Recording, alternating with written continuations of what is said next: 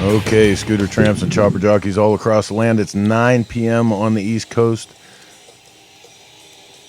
Yeah. and there's music in the I background. don't know why. Oh my god! That means it's time for another episode of Shop Talk. Because there's And- music in the background. Yeah, well, no, because it's 9 p.m. on the East Coast. It's not Thursday. It's Sunday. If you're having like some kind of weird seizure, like settle down. It's cool. Everything's good. We're doing a test. I'm pretty sure from this point on, we're going to move the show to Sunday. We're going to do one more Thursday show. This is just a test. This is just a test. Do not adjust your television set. But it seems like the numbers, man, like you guys are really digging the Sunday time slot, so we're going to stick with that for a little bit. The overwhelming majority have weighed in that Sunday's the best time. What is the We're gonna overwhelming try. majority? You know, me and three More than of the one, three less. guys I know. That's so lots of stuff going on in the news this week. We're Wait a going to minute. get to that. Before we start, Oh boy! the disclaimer. We have a disclaimer tonight. Okay. Disclaimer. Yeah. If you lose our feed, it's because there is an electrical storm going on outside, and we are in Western Pennsylvania. Well, and storms. There's Yeah. probably no reason for me to bring up the fact that we might be No. having problems somewhere in this country with storms Oh, yeah. because, boy, our hearts and prayers are going out to everybody in Florida right now. Yes. Especially our brother Bill Dodge, who As he puts pool floaties on everything he owns right now. I really hope he is. If anybody has the time to get to UPS tomorrow or the next day and like overnight some pool floaties and some sandbags to Bill, he's right in the path of another one. So Yeah, God knows he was massacred last time. So Oh, let's I know. hope the best for him. I'm praying for everybody down there. I mean, we've got Billy Grotto down there, and Yep. we've just got so many Poor friends Melissa, and family. Steve, yeah. Melissa, Steve, Willie. Yeah. Willie. You know, Yep. I hope everybody has taken the proper precautions, and if need be, get the hell out of Dodge. yeah, absolutely. So yeah, man. Well, not Bill Dodge. Dodge. Yeah. Yeah. Well, yeah, Right. If you're, whatever. I Yeah, don't even want to go there. and if That was need going be, dark, like in a big and hurry. if need be, when it's all said and done, you need our help. Just say the word, and we'll load up our trucks, and Absolutely. we'll head and do whatever we can. So, Absolutely, man. So lots of stuff going on. Like I said, the even though Sturgis, the for what it's worth, the pennant race, what would you call it? Pennant race? Well, it's the big show. That's the big show. That's, It was the that's big come one. and gone. Is that the Daytona 500 of The Daytona 500 of motorcycling. just the whole other side of the country? The Super Bowl, if you will, the Stanley Cup of motorcycling has come and gone, but there's so much more still going on. We got a full calendar coming up, Yeah, we including next weekend, the Cherokee Rally. Yes, we're going to be in the beautiful Yeah. Blue Ridge We sure area. are. It's going to be awesome. I'm looking forward to that. And God willing, that hurricane stays out a little Yeah. bit, and we get a nice event. They're already calling for evacuations on Thursday. So as the day we get there, so it's gonna be great. Well, do we have pool floaties? I'll be bringing pool floaties. Yeah, I was just gonna say. Yeah, we're all gonna have pool floaties. It's gonna be Good awesome. time. I can swim really good, so I'm good. So, hey, man, for those returning viewers, you guys know the deal here. But if you're new to the program, you might want to know that we do not want you to just be another observer. We want you to get involved in the action. Right off to my side here, you can see that we have the comment stream coming in from all the social media. You are demanded, required to. You have to participate. You have to participate. Because otherwise, it's just us three assholes talking shit. This is a participation Hey, sport. you two. We do all the You time two. anyway. No, I'm not included in that Don't a-hole. Yeah, Don't listen. even. Whatever. You're Anyway, driving the bus at this point. Joe Smith was over at Dodge's yesterday, and he put things up in the air, and he's going back tomorrow. Right on. We're so glad that you're there giving him a hand. That means an awful lot. Get it done, Camel. Right on. Carlos has been waiting since Thursday for the notification that we were live. Sorry to keep you waiting, Carlos. Could you see him sitting there tapping his finger? I can. I really Yeah, can. so can I. Oh, Carlos. Oh, man. Thank you, Missy. I know I'm not. So this is a good time for me to remind you guys we're And coming yes, to she you. is. Nice try, Missy. We're coming to you live from the Russ Brown Motorcycle Attorneys Studio here every week with Shop Talk. This is where I would normally say every Thursday, but looks like it's going to be every Sunday. Nonetheless, 9 p.m. Eastern Standard Time is our go-to time, and you can catch us live on Facebook Live, YouTube Live, Twitter Live, Twitch TV, 2 places, 1 place after the fact with a podcast. ShopTalk is live and on the air every week. So tune in, check it out. We do a bunch of news, have some cool guests on, man, hit the events, talk about a lot of stuff. And we want to thank the people from Russ Brown for helping us bring that to you. How was that? That was pretty good. You practiced. Starting to get a little monotone, you know. Listen to Did you. you sing that? They practice their radio voices. It's sing that. so funny. Like in the mirror. Good evening. All right. I don't even brush my teeth. What'd you do fun this week? What'd you do motorcycling? Me and Mark went to a bike night. Hey, I was there too. Yeah, I know, but like if I you carried told, the gas can when Mark ran out. Yeah. dude, that was totally my fault that he ran out of gas. You should not even put that on him. Wait a minute. Whoa, wait a minute. Mr. Fish asked him if he wanted to stop. Yeah, I figured we could He's make like, it to "Nah." Popeyes, but thank God Rob Keller almost ran us over and got us gas. So that worked out. That old Rob Keller, he always comes through.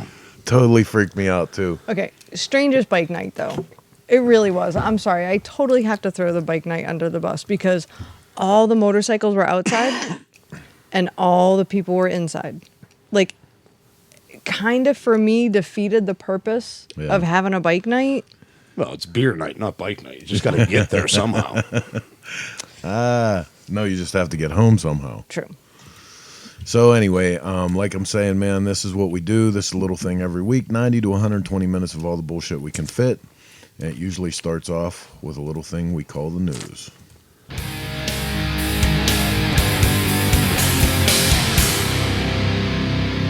First up in the news tonight, and really, really a sad obligation that we have here to report on the loss of somebody who was, you know, by all accounts, so important to this world. The social media lines have been going crazy all week with, you know, the accolades and the stories and, you know, people remembering Jesse. But Jesse Coombs, if you hadn't heard, died this past week attempting to break her own land speed record. We have a little piece in from NBC's Today Show today. We're going to watch this real quick. This is hard. We knew that this was a possibility. For the first time, the family of speed racer Jesse Combs is speaking out about the love and light that never slowed down. She was talking about what we were going to do next. There was no failure. It didn't matter the car or the track. Unbelievably epic. As long as Jesse Combs was going fast, she was smiling. I love taking risks. It was that exhilaration that led her to a remote stretch of desert looking to break records. Strapped into her jet-powered car called the North American Eagle Supersonic Speed Challenger. In 2013, becoming the fastest woman on 4 wheels, setting a land speed record of 398 miles an hour. Yeah, that's getting This it right week, there. she was pushing the limits even further, hoping to become the fastest woman on Earth when tragedy struck. Racing out here, and the car just crashed and we've got a fatality accident. What kind of accident? Is it a fatality? It is. It's confirmed fatality. Her family says the crash was caused by a mechanical failure. Terry Madden was the first on the scene and tried to save Jesse from the wreckage. And it's a memory I'm always going to live. I did what I could. For years, Jesse had been an inspiration to so many adoring fans, appearing on TV shows like All Girls Garage, Overhaul, and Mythbusters. We gave this myth the best chance possible. Even designing a line of women's welding gear. We have a signature series of welding helmets that really help empower women in the welding industry. Her family releasing a statement writing in part, her drive and spirit were infectious, and she served as a role model for young girls and women around the world. She left this earth driving faster than any other woman in history. Just days before the accident, Jesse posting, "It may seem a little crazy to walk directly into the line of fire. Those who are willing are those who achieve great things." People say I'm crazy. I say thank you. For today, Gotti Schwartz, NBC News. Obviously, our hearts and prayers go out to her family. But, man, I got to tell you something. Like, in spite of all of the comments that have been coming in that, you know, it's a shame. And it is a shame. Yeah. She's 36 years old when she leaves this world. And that's an absolute heartbreaker. Way too young. Way too good of a person. All of us have met Jessie and spent time with her. Like, incredible person. But if you could write your own story, you know what I mean? Like, yeah. Would you pick it any other way? No. It's funny. I didn't know Jesse very well. You know, the hey, how you doing, and just those brief, you know, whatever you want to call them. But you could see from across a room how much she truly loved and took the most out of life, but gave it back too. She brought a smile to everyone's she was one of face. those people that would never, she never like dissed anybody off. She'd stand there and talk to you for 10 minutes and act like she's known you her whole life. And she was just a super nice person and really an ambassador. She was the kind of woman that I would love to say, like, I would like my daughter to be, or my granddaughter. If either of those two decided to look up to Jessie, you couldn't ask for a better role model. You know, and the women men thing, she was just an inspiration, and as much To as anybody. it was, to Just the as a women, person, whatever. Yeah. She didn't do that. She didn't do that whole girl she let power. no grass grow under her feet, and you know, like anybody has to respect that. No, absolutely. And she, like you said, she was an inspiration to, I think, everybody. She was the type of person, again, from what I could see, that anybody would want to be.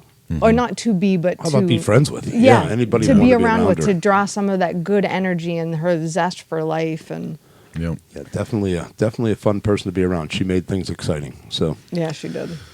So Godspeed to Jessie, that's for sure. Godspeed, absolutely. And I'm glad that segment's over because the picture that was on the screen was her two eyes staring at me for like the past 8 minutes. It was a little bit, odd.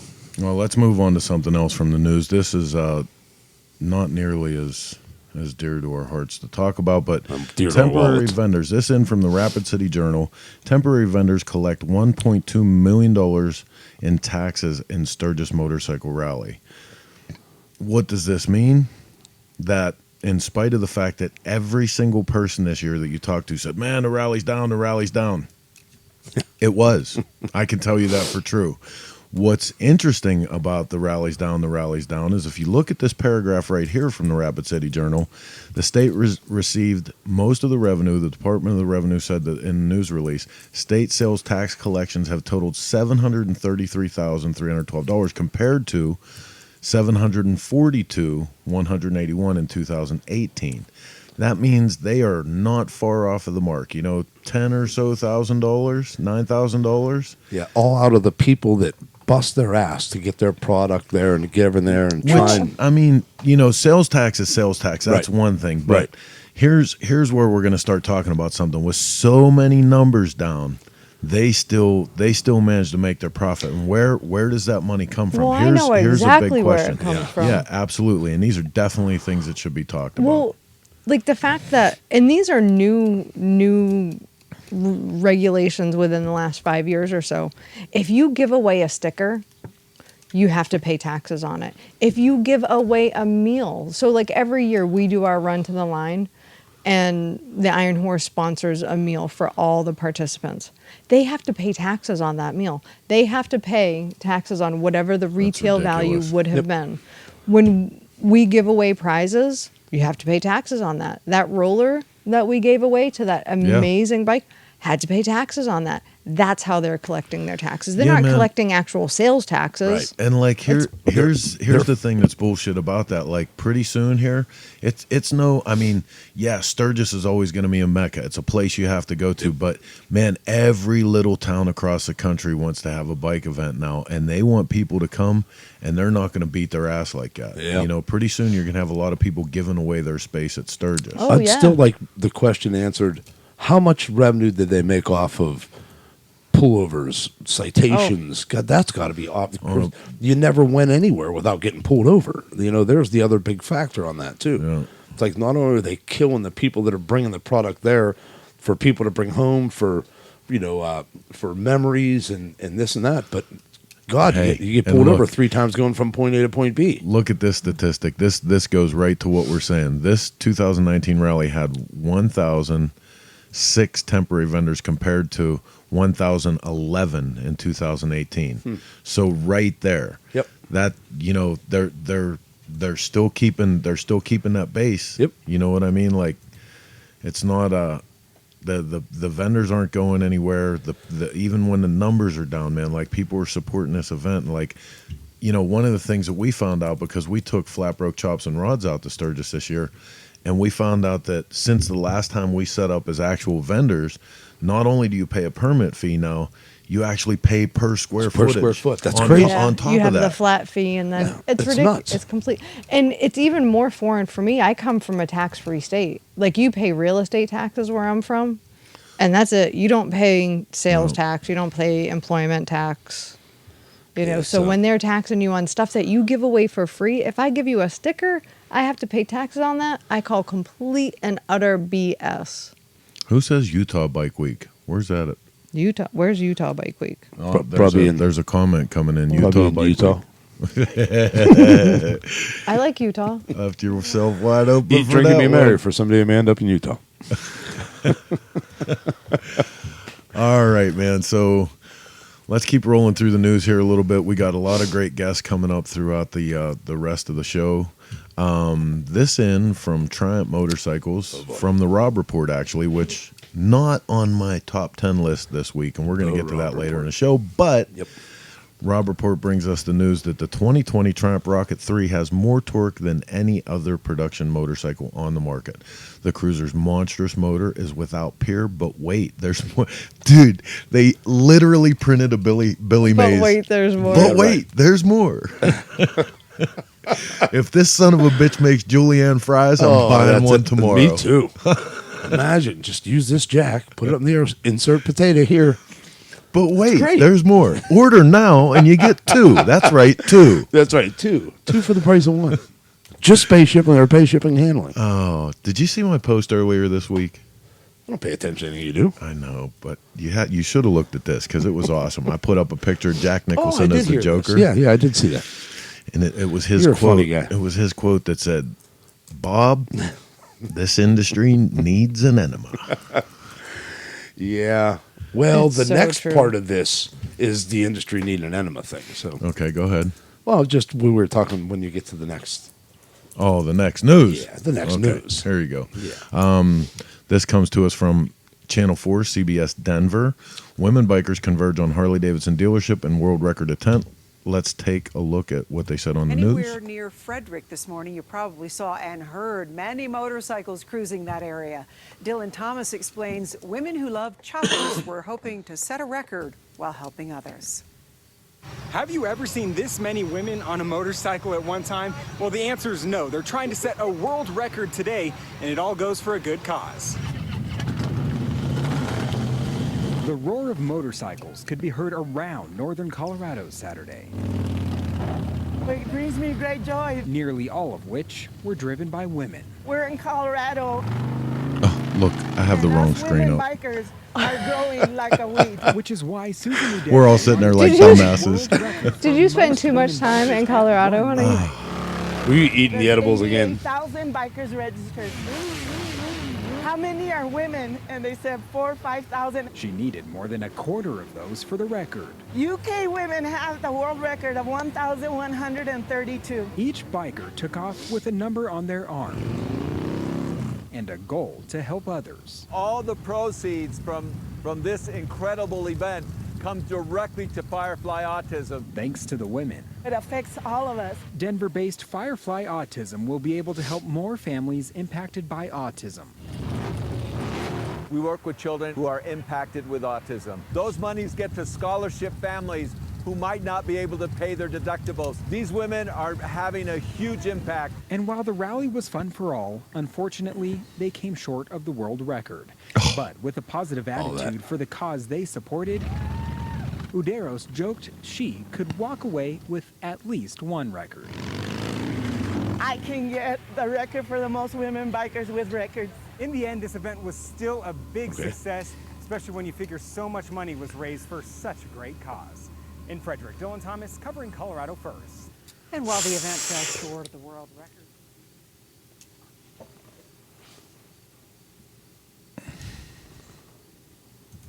Okay, so best thing about this, I'm going to say this right off the bat so we can get this out of the way. Watch what you was say. was the fact that they did that all of this went to autism. Yes. that was awesome and good for them for doing that. Yeah, and no matter what records, anytime that you can help a cause like that, Yeah. you know, you're given to something good. So that's the benefit there. But Oh boy.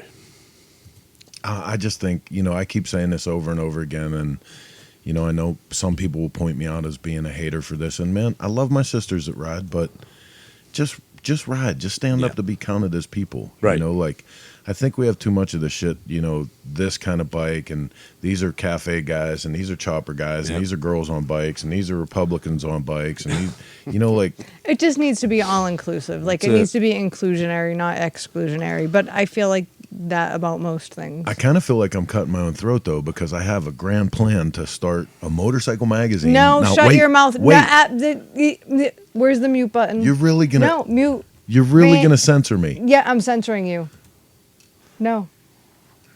That's some bullshit. Y'all don't right want to there. hear what he has to say. Well, you might not want to hear it as I say. It's killing me right now, so I don't know You've what heard you're it talking about. 5,332 times, Mark. I Don't worry know. about I'm it. sort of curious. He was shooting at that like it was something new. I normally don't listen to anything he says. I'm just saying. Yeah. Motorcycles are a wonderful, wonderful thing. You know, the fact that like most of us found our way here by not finding a place in regular society. Yeah, exactly. That's enough. What, and all of a sudden we're going to find a way to segregate each other? Well, Ditch just said it. You know, it's great that it went to charity. She's going to keep her mouth shut. But seriously, it's just they're bikers, period. That's it's it. not, I mean, it doesn't matter, you know, hey, that bike, what equipment you have. That bike doesn't discriminate whose ass is on it. At the top of the hour, we talked about who will unarguably go down in history as one of the most influential women motorcycle personalities to have lived, right? Well, one of the most influential motorcycle personalities, not just women, but motorcycle personalities, and she period. never showed up to say, I'm a woman welder, I'm a woman motorcycle rider. She was living that shit. That's it. It was her life. It wasn't an ability to get her up to the next step or, you know, give her another rung on the ladder. She was the real deal. Or be cooler than anybody else, because if there was anything about Jessie, she did it because that's what she loved. Not to be cool, not to show anybody anything. I mean, it was her life. It came out of her. So, yeah, and I feel the same way. I think it's totally wrong to make a statement of, I am a woman biker or I am a woman rider or whatever.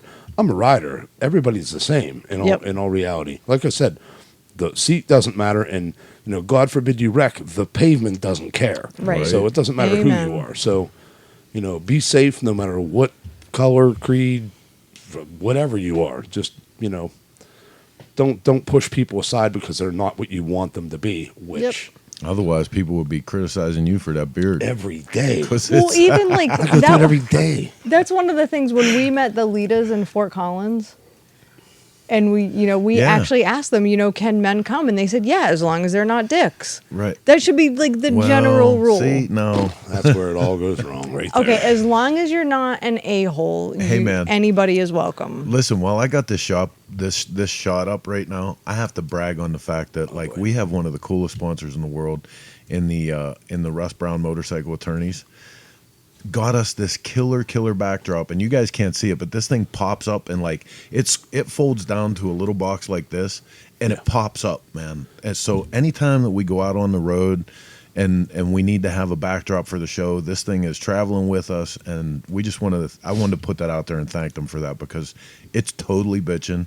We're totally keeping this forever. I love it. Thank you so much. You know, well, and again, I said this last week, so it's going to sound like I'm beating a dead horse. I just dig them because of so much, everything they do to support the motorcycle community. But anyway, Missy real quick says she agrees. She says being a girl sometimes just means you have to try a little harder, but she doesn't do it to look for any accolades. Yeah, quit whining. Get on with it. Missy, where's Missy? Missy's not here. I can't see Missy. Missy's out living the life that a lot of us want to be having right now, right? Missy's in Indiana. She was at the NHRA drag races on Friday, and then she went to see Kiss last night. Oh, and then, while us poor schmoes go back to work, she's going on the chase with Michael. It's the Missy show. So, hey, listen, in all the social media comments that are going on, I want to remind you guys, you can help ShopTalk not only stay, but succeed just by hitting the little share button Make sure you share that with your friends. Make sure you hit the follow notification up in the top corner. Then you know when we go live. But is Russ in the house? We found out that Mark has a Mad Stalker fan. Oh, God. Right? How much whiskey's left in that bottle, Russ? There's a Debbie Saluki. That's it. That's it. That's Russ. He said you missed a great dinner. But, hey, invite me a day earlier. Don't Right? call me at Yeah. 3:45 and invite me over for dinner. when we have a show that night. Yeah, right. Like, dude, I remember when you used to a care, minute. Russ. It takes a minute to do this shit. You can't listen. Don't dog Russ though. Oh no, Russ just because he got you apart. I don't want to hear it. Dude, he got me a turbocharger. So I gotta tell everybody this story, right? Oh yeah, everybody wants to know about the Sprinter. So, leaving from Sturgis, we were supposed to go to the Marinara Mountain Run and then on to the Bonneville Salt Flats. Broke my effing heart that we didn't make it to Bonneville, but the Sprinter literally felt like it was coming apart. So we decided to limp it home with the great big trailer on the back of it rather than try to make Well, it. I pouted the whole time. And me too. And Mark laughed at us. Well, I was going to say, you two pouting, that's no big difference. So we're used to that around here in these parts. So we get the Sprinter home. I immediately changed the like all indications say that this transmission conductor plate. It's like the thing that the electricity comes into and it controls all the servos and everything. Changed that. The problem didn't go away. My mechanic that we normally take the thing to says, "Oh, I'm sure it's the turbocharger." Well, the turbocharger was really, really beat up. So we took that out. Russ got us an incredible deal and got it shipped in super fast. You know, his head is so big right now, Debbie's not going to be able to get him into the bedroom tonight. Well, you owe me $5 for that one. He's going to have to sleep on the couch. Well, and Debbie, you owe me $5 for that one. So we changed the turbocharger. Still has the same problem. Friends of mine like Mitch, if you're out there watching, Mitch Magoo sends me a message. He goes, "Dude, call me. I know exactly what the problem is." And I'm like, "Oh my God, I'm on the phone with him like immediately. Tell me what's going on, Mitch." He goes, "Buddy of mine had the exact same thing, same symptoms, $5,000 transmission. Wish I had better news for you." I wanted to reach through the phone and punch you, Mitch. I love you. I love you. But that was not helpful. Hurts, right, Mitch? So it wasn't a $5,000 transmission. We actually got our little computer out and scanned that thing and found 7 codes that were pointing to the EGR valve. Yeah, on our little ride, I said, it was a $4 it to me seems like an EGR. Well, it was far from a $4 can of parts cleaner because once they start going bad, but the issue was all recirculation. And while we're going on our test ride, I'm like, man, I'm telling you, that's classic EGR right there. It's, in between the shift points, in between the airflow points. Get back and all the codes say EGR. So, yeah, it was a clean fix, but once you have an issue with that. And here's the thing: I'm not exactly awesome. sure how that system works, but I cleaned it all up today, put it back in. It's working great, and I'm sure that somehow that EGR being in such bad condition is what caused the turbo. Because when we took the turbo apart, all the little blades were chipped up and shit. And if you grab the center of it, you could actually wiggle it. Yeah, well, the bearings in the turbo were definitely wiped out. But that EGR definitely adds to loading the thing with, raw fuel that turns into like a tar base, and I'm sure that's what ate part of it up. So anyway, that was that's fixed. That's why we didn't end up in. And I guess the long and short of that story was to say thank you to Russ, and now we can bust his balls. Yeah, well, invite me to dinner. Then he sends me a picture of what they were dinner? Eating. Yeah, that's great. Russ, a nice guy. He did send me a picture of the bottle of whiskey that was almost gone. So was he drinking it or was the dog? The dog does Russ too. Him is and the dog sleeping on drink the together. couch. Yeah.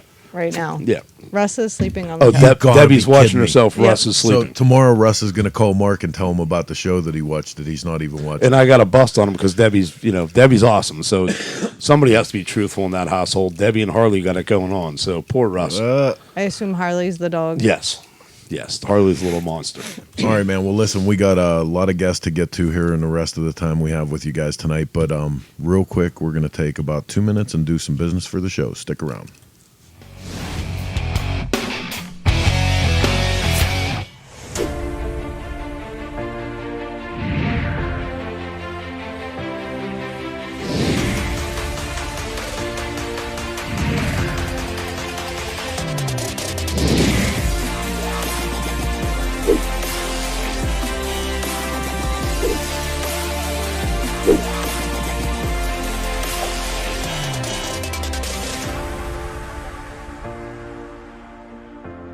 more information on the products listed in this video, click on the link in the description area below. Feel free to call us with any questions or place an order at 800-969-7501. Don't forget to smash that like button.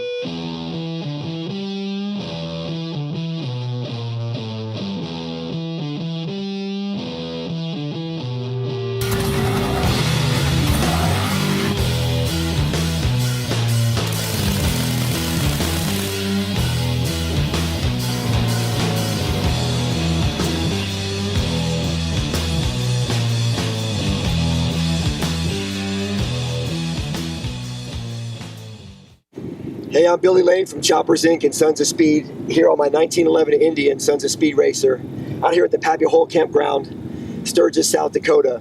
We race our board track race bikes out here every year in August during the Sturgis Rally. And board track bikes were really the first custom bikes. They were the first choppers. And what people would do is they would take the fenders off of them, and they take the lights off of them, and they would turn the handlebars down for aerodynamics and race them. So this is basically what an original Indian would look like with everything stripped off of it. So these are the first real custom bikes and the first stripped down race bikes. The bike will go about 90, 100 miles an hour. It's kind of one of my babies. I have several of them, but this is one of my favorites just because I love the way it looks, I love the way it runs, and it's a really cool piece of history. You know, I look at a bike like this, and I handmade this motorcycle. The forks are original and the engine's original. I handmade the rest of it. But I look at it and I wonder where this engine's been. I wonder who had it, what they did with it, why it got taken out of service. And, you know, I know kind of how it got into my hands, but from it left the Springfield factory in 1911 to how it got to me is a big mystery. And I can't control that, but what I can control is what happens to it moving forward. From here on out, we always know it's going to be this way. You know, the gasoline engine was still relatively new in 1911, and twin-cylinder engines before 1912 are very rare. And in 1911, Indian only built a little over 1,000 twin-cylinder engines, so it's a super rare machine, very special. By 1912, 1913, 1914, production got up into 30 and 50,000 units. So something this early is really, really special. You're not ever going to see many of them, and you're not going to see many of them in service. You know, we really race this baby. But I love the history of this bike. I love bringing it out here to the Black Hills and giving it a new life. I'm sure this wasn't what they intended it to wind up doing in 1911 when they made it, but those guys in the teens and 20s were real daredevils, and we really enjoyed bringing these bikes back to life and kind of doing with them what people were thrilled to see back in those days, the racing on the board tracks.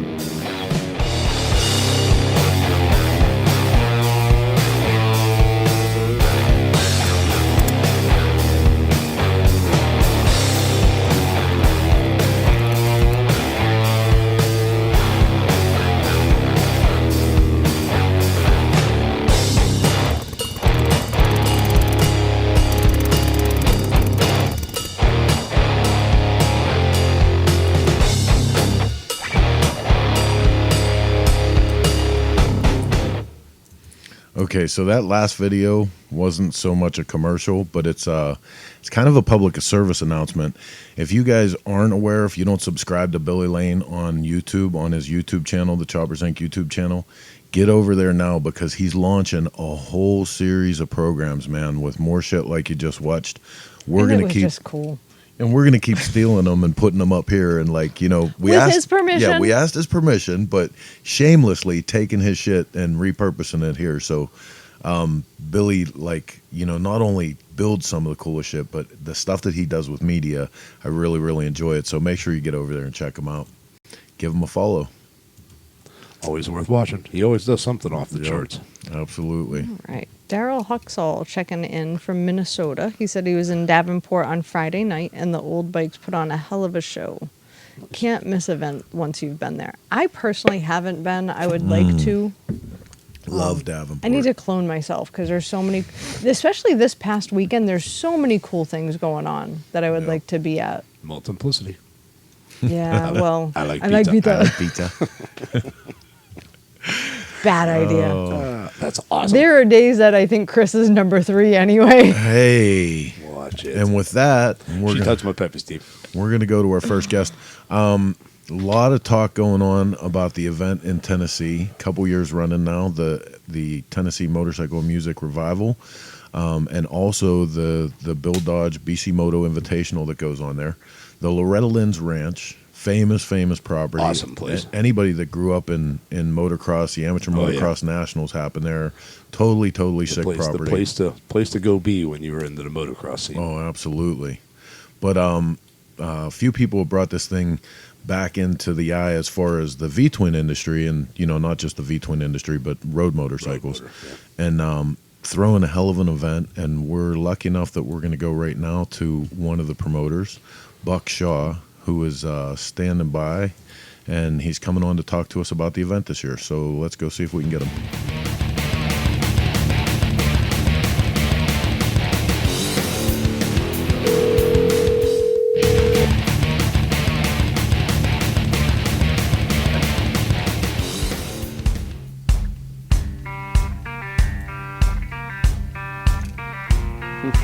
You there? I'm here, brother. Hey, what's going on, buddy? You're live on ShopTalk.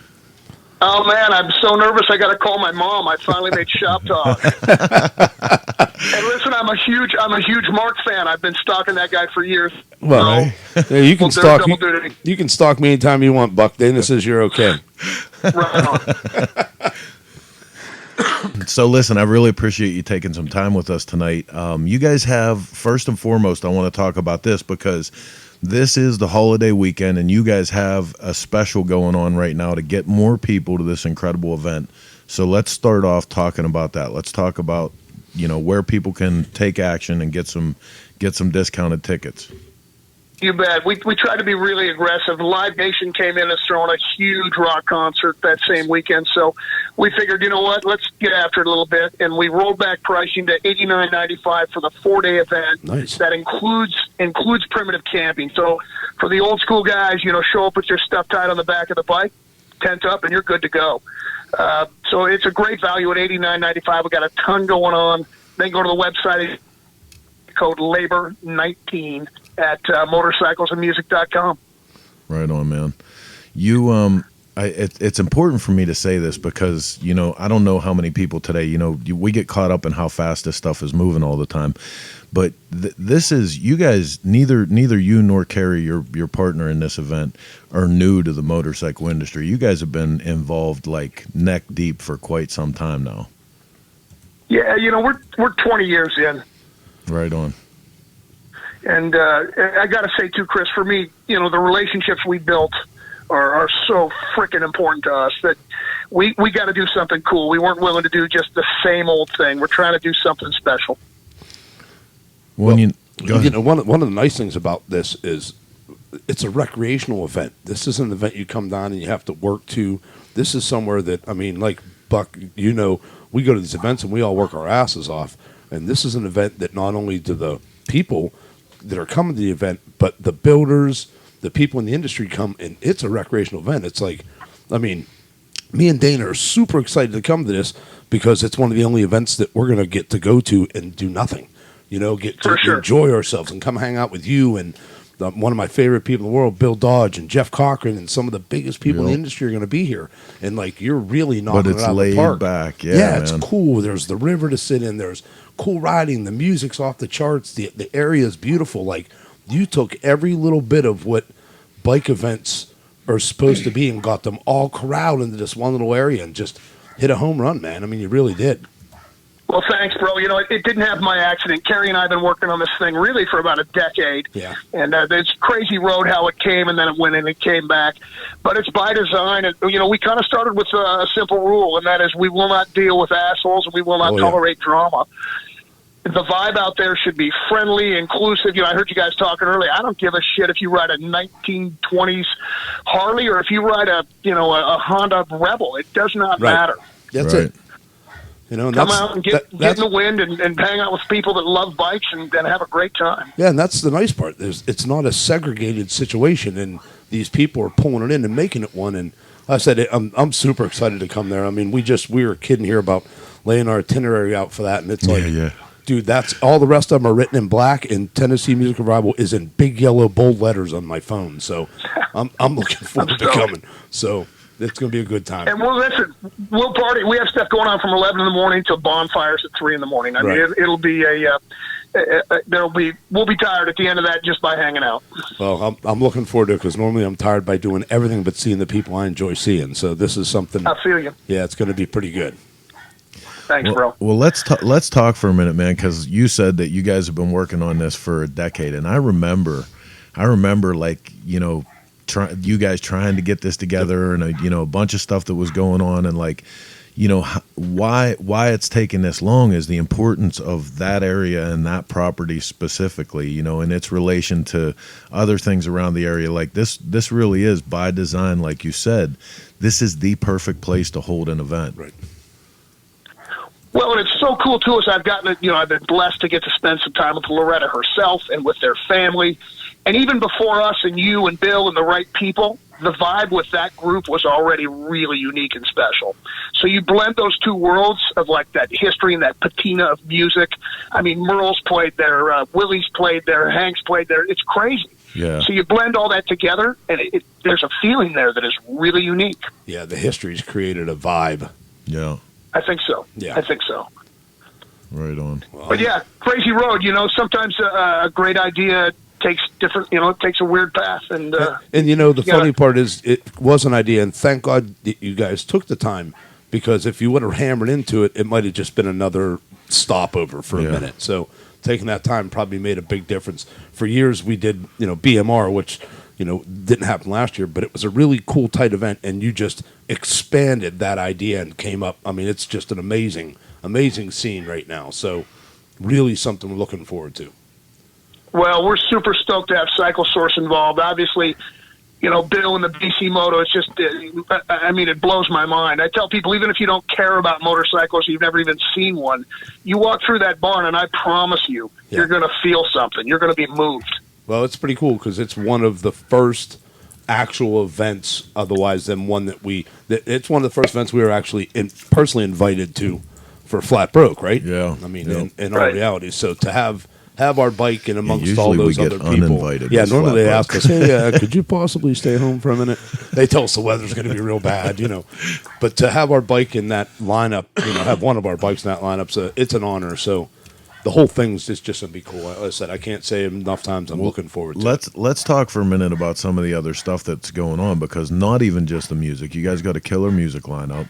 The bikes and the BC Motor are incredible, but you're starting to really branch into some other stuff, like American Iron is throwing the Kickstart Classic. You guys are doing a vintage bike show with some editors' picks in it and stuff. Like there's way more. This thing is starting to get some real depth. Well, and we've got racing every day, but for us, it's, you got Hooligan, which has gotten real serious. I like to call ours Fun Again. It's, it's mini bikes, dirt bikes, run what you brung. We'll probably do a vintage class, race some 45s, whatever. We can create some potlucks, but trying to keep that fun, but we're doing that every day. We've got a machine gun range if you want to go out and shoot an exotic weapon in a safe way. Nice. And then the dopest thing about the music is these may not be bands that right now. You may know the headliners, but I promise you, every single person on this lineup could be the next thing out of Nashville. Like, this is authentic, heartfelt, soulful music. And the music is really different from what you're going to hear at any other rally. Well, that's what I mean when I say about the killer music lineup, because anybody who's spent any time in Nashville, no matter where you go, just walking down the street, man, you can pop in and like hear the most amazing musicians. And you guys even have some like impromptu, just people getting together and jamming at this thing, right? Yeah, we got singer-songwriter rounds like you'd hear at the Bluebird, and then we've got really music every day from about 5 o'clock till 3, 4 in the morning, or until people tap out. Yeah, that's pretty exciting because normal events you hear the same 10 bands, Yeah, or 80s. Yeah, I'm not saying they're bad bands, but you just hear their repetitions. It's going to be, you're bringing a whole nother angle of music into this, which is pretty awesome. Yep. So, well, Carrie and I always Carrie has a statement that I like. She says, if you dropped a guy out of a helicopter or parachuted a guy into any rally in America these days with a blindfold on, he'd probably not be able to tell you the difference of where he was. Right. So, the music is really the core of this, with the bikes and the core of the right bikes and the builders and the guys who ride and race. And of course, we'll expand into different directions. You know, everybody's welcome. Yeah. I don't know if we'll ever have a 1,000-watt stereo contest there, but it could happen. It could happen. Never know. you know, you got to keep an open mind. Yeah. But hey, you know, it starts with a foundation of the right people and the right energy, and then we build from there. Right on. I want to tell you guys, too, Sunday, real quick, we got 14 rides coming in from 14 different dealerships. Wow. That's hard to do that. It's all that ride and all that revenue goes towards our military charity this year, Memories of Honor. And then we have Pete Scoble, who's a Navy SEAL, who's really got a kind of an exploding country career, retired Navy SEAL. We'll do racing. But Sunday, normally, you know, people are packing at 8 in the morning. Our Sunday's pretty robust, and we've got the BC Moto guys will highlight their bikes up there. So Sunday is going to be a special deal. All retired and active duty military are absolutely free on Sunday. Wow, that's awesome. Yeah. Yeah. Got to give back. That's for sure. Hey, man, if you love freedom, which I know you do and I do and we do, then you got to know where it comes from. Well, and you know what, man? Like that's the thing about teaming up with you guys and coming down for this, that we're so fired up. I mean, all the way back to when you guys would just come out and support our rides at different stuff and hang out with us, and it wasn't like you were there for, you know, any other purpose other than to be there and want to be and there. ride Yeah. with us and do the stuff we were doing. And like, you know, that's why we're coming down to this thing. You know, you've created that same thing in Tennessee, and that's what we're coming for. Well, we're so stoked to have you guys, and I've been a Cycle Source fan for almost those 20 years. You guys have been my pick, so I'm glad it worked out that way. I almost feel like I owe you an apology. Well, you don't. Right on, man. Well, I know we're going to be going through pretty much every week from now until event time. We're going to have one of your builders on from the BC Moto, and you know, we're hoping to get some of the entertainment acts to come on too. But man, I can't tell you how much we're looking forward to this, and you know, and how excited we are, and how well we hope you do with it. But where can people keep track of the up to date? Because literally, like, there was so much information on the schedule, I can't even print it here right now. Or, you know, I can't put it on the screen. It's a lot. Motorcyclesandmusic.com on the web, and then TN Motorcycle Revival on Insta and Facebook. Jump on there, grab that $89.95. That price is limited in number, and they're burning. So people want to get on that before midnight tomorrow night. And I can't wait to see you guys in about 5 weeks. Right on. Listen, one thing real quick before we go. So 2 years this has been going on now, right? We're coming into the third year. Tell us, that's right, from the first 2 years, favorite memory of the event so far.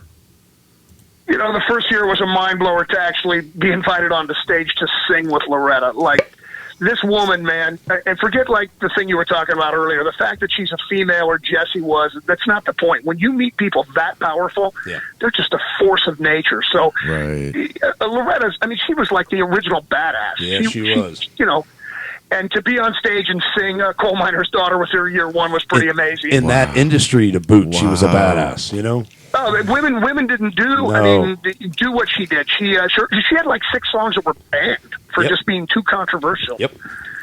And I'm lucky to have, you know, to get to sit with her and talk with her and have her for counsel. It's pretty amazing. So that was the one thing. And then last year, Bill Dodge and I had been working on an FLHP that he took, and he had Zach Johnson do the motor, and he basically made it look like we took an old cop bike and turned it into like a big boys FXR. He gave it to me at the event. Wow. And man, when I swung a leg over Chris, I just realized like if that bike was representative of Bill and my relationship and you and all these men and women who I've like, you know what, if shit really hit the fan in my life, I wouldn't be calling the cops. No. I'd be calling my homies who are from this world. And so to kick that leg over and feel that, I almost started bawling. Like, I'm like, dude, get it together, because it hit me. And it was just a very, very amazing motorcycle that represented an amazing part of my life. Right on. And you know what, man, that's you hit on something right there that we try to talk about all the time. And I think that the words to really capture it will always evade us. But that thing that, you know, that makes those relationships between two guys, a group of people, that makes it special and that's what makes this world that we live in, the motorcycle world, that's what makes it more than what the straights are gonna ever understand. You know, like there's so much more to it than the motorcycle itself. Like you said, that motorcycle represented, you know, reflecting on that. But God, people like you know Bill, to Bill and me and Chris and you know Jeff Cochran and I can come up Will Ramsey, come up with a list of people that we've been around for a lot of years. We were kids together. Like once upon a time, we were kids. Yeah, and now you look back and like you just said, if I have an issue, I call these guys. These are my police. These are my family. And I come from an amazing family. I have a really good family, but still on the grounds, these are the people that Bill Dodge. We're kidding in Sturgis. Who would have ever thought Bill Dodge would have been the mind of reason for all of us after all these years? Bill Dodge has become the mind of reason. You know, Jeff Cochran. I couldn't believe it. Yeah, I turned around to Mark in Sturgis. There was something that happened. I wanted to kill somebody, and Bill talked me off the ledge. So and I turned around and told Mark, I'm like, can you believe this? 5 years ago, out of all of us, Bill was the adult. 5 years ago, Bill would have handed me the knife. You know what I mean? So well, that is a good litmus test, right? For when the shit hits the fan, who would you call, right? Those are the right guys. Yeah, exactly, and that's it. Like the representation of, and now all of these people being able to come in here and like I said, they're as big of a part of what you have going on as we are, and that's the cool part because everybody just blends in. Yeah, man. You know, and you know what, Mark? The other thing I found is it attracts more of that same thing. Oh yeah, it attracts. You know, it attracts the right person. That's right. So, and that's awesome because in the long run, all we have is our word, and you know, and to stay true to each other. And these people all coming in here and seeing that, you know, in all reality, just because we build bikes, we're no different than anybody else that walks on this planet. So, you know, it's awesome to bring it all together. Hey, I wanted to tell you, I loved the bike. By the way, I loved it. Checked it out in depth. It's Sturgis. It's gorgeous, man. Nice work. Oh, that was. I think so far that was really the best that we can do. Yeah, that was a rough 20 days. And I was going to say, I know you guys burned some hours and busted some knuckles, but man, was it beautiful. Yeah, it turned out well, and need to thank some people, but that reaction makes it all worthwhile to have people, and especially people like you that see so many bikes and go to all these events. I'm going to tell you something, though. Say something. In Sturgis, there was a girl that walked up to me at the Handmade lot, and she gave me one of the coolest compliments ever, because I'm kind of a nut job, you know, like I read a lot of philosophy and like, you know, other worldly, it's this thing we talk about, the metaphysics of the motorcycle. So a lot of that bleeds into stuff that I do. And she actually walked up to me and she said, "Hey man, I got to tell you, like, I wasn't going to say anything, but they told me to come and just tell you the bike that you did last year for Lichter was my favorite bike ever." And she was talking about Something Wicked. So last year was a shovel that said Something Wicked This Way Comes. And, you know, that motorcycle for me, like if you've ever read the story about, you know, it's, what is it, Ray Bradbury's story about the Something Wicked This Way Comes. It's the dark carnival that shows up in these little Midwestern towns. It just pops up overnight and all this crazy shit starts happening and then it disappears the same way. Well, that bike was kind of, you know, like you said, that bike that Bill gave you. Well, this shovel head represents to me the life that we live doing this magazine. And she got it, man. She got that, the reference of the story and everything. And like, I think that's the coolest part of doing this stuff is marking that time. Yeah, she had said something to Dana earlier about it, and then they had come to me, and I'm like, yeah, well, the only person that's going to appreciate that whole conversation is Chris, so you might want to go talk to him. So yeah, because Mark would just say, that's stupid. Yeah, it's that's just stupid. something. That's just something we wrote on the gas tank, you know what I mean? So the depth of it, which well, I mean, I agree, but the depth of it is you know, his baby, not mine as much. I'm more of the assembler, more of the, you know, the try and figure out. But I got to give Chris all the credit in the world because if it comes to design stuff, he's definitely one of the best in the business. I can't, you know, I can't lie. I want to lie right now, but I can't. But yeah, he definitely knocks it out of the park with his themes. But that was just to go to the fact of like what you were talking about, the importance of that one motorcycle. You know, because that's our opportunity is to mark time. You know what I mean? And like, it is more than just. Hey, a can we take a motorcycle. chance and mark time longer next time?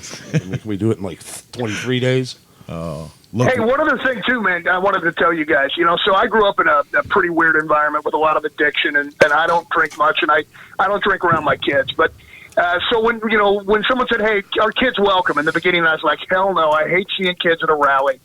But there's something about this event that is it is definitely family appropriate from 9 in the morning till 5 or 6 at night. Yeah. You know, and I realized I was watching these kids look at Rhett, and he was talking about explaining an old, 1930s bike to them. Yep. And that if we teach this to our kids and this next generation, this dies in a generation. And Yes, it does. And so I think it's really important that we pass that on and teach this to the younger crowd, but then still be able to raise a little hell by ourselves, after dark. And it worked. Yeah, nice to have the adult time, but I think in a sense there for a few weird years that was lost, and that turns millennials into millennials at this point. Like I think they missed the point of how hard it was to work and get to the point where we are now.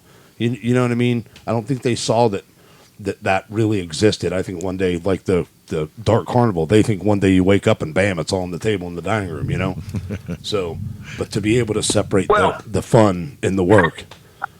I was talking to Aaron Green about it, and he's like, you couldn't just pop up an Insta or a YouTube video. You had to actually hang out with people, and you had to ride your bike. And then when it broke, you had to fix it because that's what it took to get to where you're going. And we have kind of lost that. But I do think it may skip a generation, but we've got to fight for it. Oh, we do. And, it also took a lot of, like your dad, give me the knuckles across the head kind of thing when you did something stupid, So putting you in your place, this is how you learn, But boy, Aaron hit it on the head. So, cool. All right, man. Well, listen, I want to thank you again for coming on with us, and we're going to keep pumping this stuff out there. But you guys out there listening to us and listening to these stories, like this is that kind of event. This is the kind of event that you show up and like it's chill. It's what started motorcycle be events. who you are. Get your ass to the website now. Take advantage of the holiday special that they're running, and keep watching Shop Talk every week. We're gonna have builders from the BC Moto. We're gonna keep bringing you announcements about the stuff that we're doing. And again, Buck, I want to thank you for coming on, man. Guys, thanks for having us. We so appreciate what you're doing, and we'll see y'all soon. Looking forward to it, Buck. Absolutely, man. All right, brother. Peace, guys. See ya. See you, Heather. She's sleeping over there. I think she fell asleep. Is your mic on? Is your mic on? Yeah. Are you sneaking off on me on the show? No, I'm doing the social media thing. What's going on social media, Blondie? Nothing that appeals to you. Oh, one of those deals. No. Let's see. Rich Petoniak's going to be going to TMMR. Rachel and Tim Stull might be going. Might be. Nice. Miss Judy just read the latest issue of Cycle Source. Some great stuff in there. Liked the new rider article. It's a family thing. Right. Which is super cool. My sister actually is a new rider, and she did write an article for this month's, for the October issue. First time she's ever written.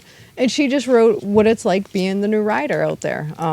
She did a pretty okay job, actually. Yeah, so wait a minute. She did a great job on stage with us. This gives us an opportunity to do a segment, right? Oh.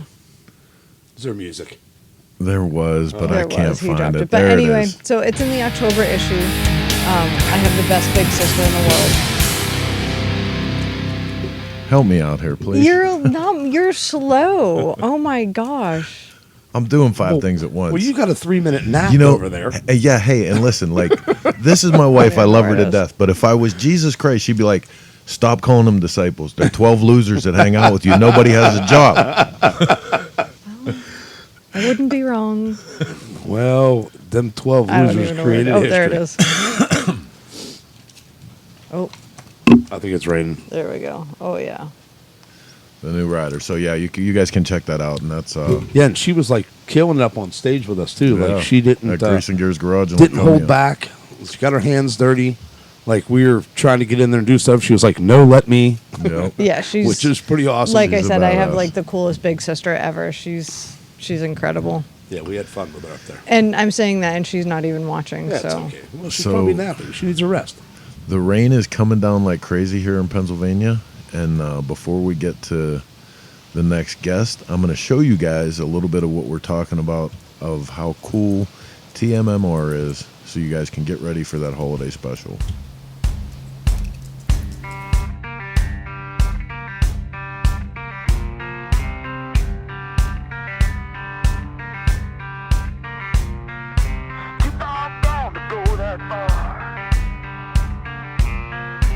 Even though that's where you are,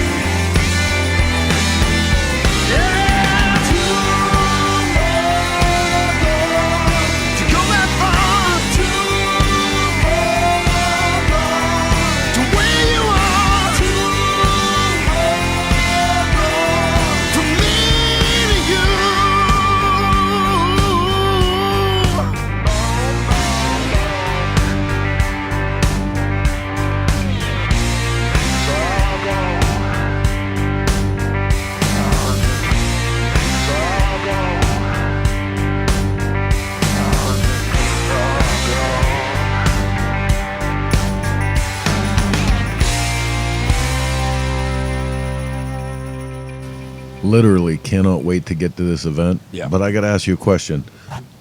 What's this dance move? I'm not really sure. Did you catch old boy? Yeah, I'm not. Not really too sure. I'm not going to. I'm not going to lie. What's whenever they do the scene thing? Maybe he's doing the scene thing from the movies. That's I don't one know. arm. Maybe he's but just doing it wrong. He was working both. I don't know. He was giving it his best shot. It was a little some kind of hillbilly version of Madonna. I don't know. Oh, I never even thought of that. Yeah, he was voguing, y'all. It's called the Gator Chomp. Well, that's what it is. That's what it's called. It's a little odd. Buckshaw coming in with the Gator Chomp. Chomp. Okay, well, I'm looking to learn some Gator chomping. So, well, I'll watch. I'll take pictures. Maybe the next video you could be doing the Gator Chomp. It's only weird if you watch. Maybe you can do your cowboy dance. Oh boy, got to call Shelby for that. Yeah, right. Okay, so coming up in the next part of the hour here, we have to add insult to injury. Oh boy. We have someone actually coming on to give us a Bonneville motorcycle land speed trials report. Our good friends. Ashley and Drew Woodford. But you said Ashley's going to be the one that's on. No, right? they're both going to be on. Oh, they're both going to be on. We're going to have Okay, them both. so if anybody's familiar with the Buell Brothers and Buell Sisters Racing, they are now the team owners and actually hold the Buell Experience bike, which they invite people to come out. All you got to do is bring your own gear, get signed up, and you can do a run What You Brung at Bonneville on their motorcycle. On their Experience bike. That's what you did last year. Yeah, last year I got to do my rookie run on the Experience bike because my bike failed tech, and now my Sprinter failed life, and I couldn't go to Bonneville So, again this year. Is this where I tell you that they both set records this year? Oh, son of a bitch. A lot of complaining going on right now. Yep. Both Ashley and Drew set records this year, so it would be good to talk to them. Right on. Well, let's get to the phone and see if we can get them on.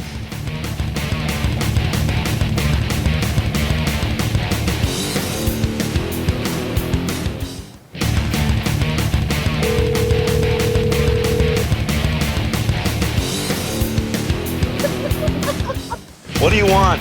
Are you guys laughing at me? What do you want?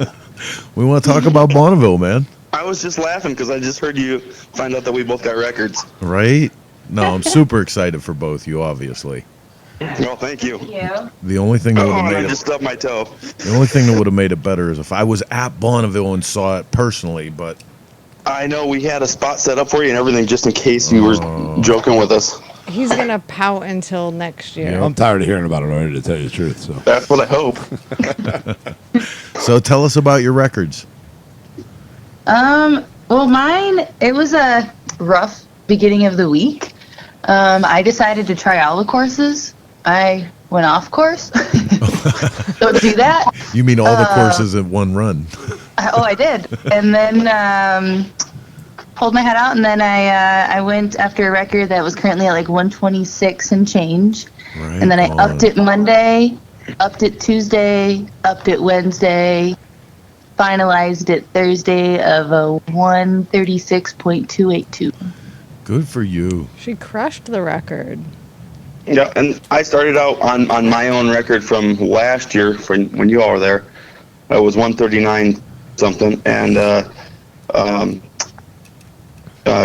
Chris Rivas' son-in-law was out in the same class, and anybody that knows land speed racing knows that team is fast. His name is Kyoki. Kayla got married to him this last year, and he went out and beat my record by 1/10 of a mile an hour. And you know, you said that anybody that knows that team's fast. Like, it's getting to the point here that, like, if one more Rivas relative ends up on the salt, I'm never going to have a chance at doing anything of any substance. Honestly, that's how Jesus I felt. Christ. I was like, do I even take my bike? Because I don't have a chance. But, you know, that's not what racing's about. So I ended up, It's we about battled the back and forth. experience. He blew up twice out there this week. He blew up once, rebuilt it, and went out there and set it by 1/10 of a mile an hour. And then I set it on a 139 and ended up going 146.522. So it got it back, but man, it was a battle. And he is Kyoki is a warrior, and that kid he's cool. Yeah, that And then we had competition. 5 people. That competition makes it what it's worth, though. You know what I mean? Having 100%. Yeah. And the fact that we're friends, the fact Yeah, that I right. like you and everything makes it even more fun. It really does. And that's the cool thing. Like a lot of people, between runs. a lot of people think that there's like animosity between these teams, and it's like No. all these guys work together. They're all friends. This is like a family out there, you know? Right. They blew up and they were coming after our record, and I was like, "What do you need? What Yeah, do you, right. you know? Is there anything we can do?" And they're like, "Can we borrow your Dremel?" Sure, here it is. What you know? Because that's if somebody's fast enough to break my record and I hold them back, was I really the best guy out there? Oh no, and their inspiration makes you be more inspired to go do it, which is got to give you all the credit in the world for that. So and then but honestly, for me this week, the best. I mean, I've set records before, so I mean, don't get me wrong, it's great. It's really great. But watching Ashley set her first record was awesome. And then I think we had 4 or 5 people ride the experience bike. Oh, sorry, 4 people ride the experience bike, and all of them came back and just shaking. You know, Chris knows how it is. Yeah. Yep. And a couple of them went. One of them, I think, his one run was 99 miles an hour, and one guy spanked it at 135 miles an hour. Wow. And That's awesome. And so it was cool. It was really cool. So let's talk about the history of Buell Brothers, Buell Sisters Racing just a little bit, because I would be remiss if I didn't bring up the man himself, Mr. Santa Claus. So years ago, we know Tim Remus. Anybody that has bought books from on motorcycle stuff knows Wolfgang Publications, and his name is Tim Remus. And I've known Tim for years, and we used to take books to Daytona for Bike Week for him, so he didn't have to ship them. And he'd say, "Hey, if you want any of these books, just take one." And man, here's a book from Bonneville. Someday I want to go to Bonneville. And this is years and years and years ago. And so I'm flipping through this book. It's a brand new book about Bonneville. And here's the guy in there, Tom Anderson. They call him Santa Claus. And the guy's from a very small town, northern Wisconsin. At that time, we lived in Wisconsin. And man, that's so cool. It was like 2 or 3 weeks later, I'm at work, and this guy walks into the dealership. And I was like, "Oh, my goodness, this is the greatest day ever. I'm going to meet this guy." And so I asked one of the guys that worked there to introduce me. He says, "You don't want to meet him. He is the biggest jerk you'll ever meet in your life." And I was like, "No." So like an hour goes by, and this guy comes over and says, his name's Dave Thorson. He's probably watching right now. He says, "Okay, you got to come here. You got to meet him." I was kidding. He's actually the nicest guy. And anybody that's met Santa knows that he is just infectious. You can't help but to like to be around him. He's the grumpiest, meanest, grouchiest, funnest, nicest guy you'd ever meet in your life. Yeah. And so he's like, "You got to come out to Bonneville. You got to come out and meet the fastest people, and they're all my friends and everything." I'm like, "All right, whatever." So a couple of years go by, and we try to go out, and a bunch of different things happen where I can't go out. And finally, years and years later, probably 3 years later, finally go out, and he's right. All the fastest people in the world are his friends. And he will bend over backwards to help anybody. And that's probably one of the places that we learned it from. And then maybe about, and Buell Brothers, they started in 1995 going out there on a brand new 95 Buell S2, which is what Ashley races now, the Buell Sisters bike. And so probably, I don't know, 5 or 6 years ago, he pulls us aside and says, "Hey, I'm going to shut down the team and retire. It's too much. I've gotten older. It's too much work to do all this." And it's a lot of work. Don't get me wrong. He says, "I'm going to shut down the team unless you and Ashley will take it over." And it was like, you can't shut it down. Think of all the teams that have been shut down and they just went away. Yeah. Nobody ever knew. So we're keeping it going. We're the current curators. And we've really pushed the experience bike thing and trying to get Ashley a record and all that. So yeah, that's a cool story. That the show must go on. I mean, yeah, exactly. If that would have went away, the history of it would have went away, like you said. So to make it carry on, to grab a hold of those reins, got to give you some kudos for that. And I'll tell you too. Like, so I'm desperately trying to get Mark to Bonneville with me because it's been a lifelong dream of his. Yeah. But this person that we're talking about, Santa Claus, Tom is such an incredible human He's being. Awesome. Not only did he start this team, he started the experience bike, started Buell Sisters Racing. He's actually responsible for the Lucky Charms Award, which is like a whole other part of this thing. He's started this thing, the Bonneville Legends, that they're working towards a museum, and they do this Legends dinner, and like he started the Fritz Cott Award. That's a big deal too now. Yeah. He can't do enough. He's one of those people that, like, he was so happy, and I know this from the years of sitting down and talking with him. He was so happy when he finally made it there and what he got from it. Yeah. He became obsessed with the idea of giving it to other people. Oh, yeah. I don't care what happens in 2020. We're going to Bonneville. Yeah. Like, I don't care if we have to rent a rider truck. I don't care. Like, that I'm will- holding that you will to be it. I'm holding you to it. I just for the record, I told them we could try and limp it to Bonneville. I Yeah. offered to leave it was just too much because we. I'm getting couldn't soft have- in my old age.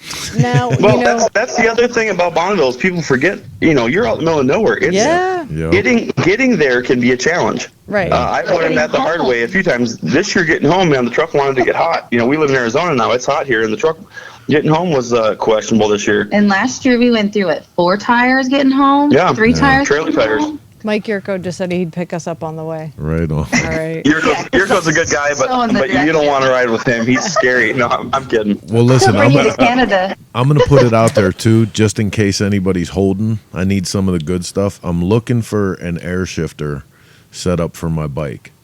I'm willing to buy these products new, but if someone has one and I can get You're into also a used looking one. for a fuel pump too, aren't you? No, I have the fuel pump. That's some bullshit right there. I can't believe you Okay. brought that up. You just Hey, showed here's- the world. I want to tell you something as far as your fuel pump issue. When I first started racing out there, my first year, we went out and we're racing and we're having a good time and we're slow. And I mean, but we're having a great time, right? And all of a sudden the tach quits working from vibration. Oh, yeah.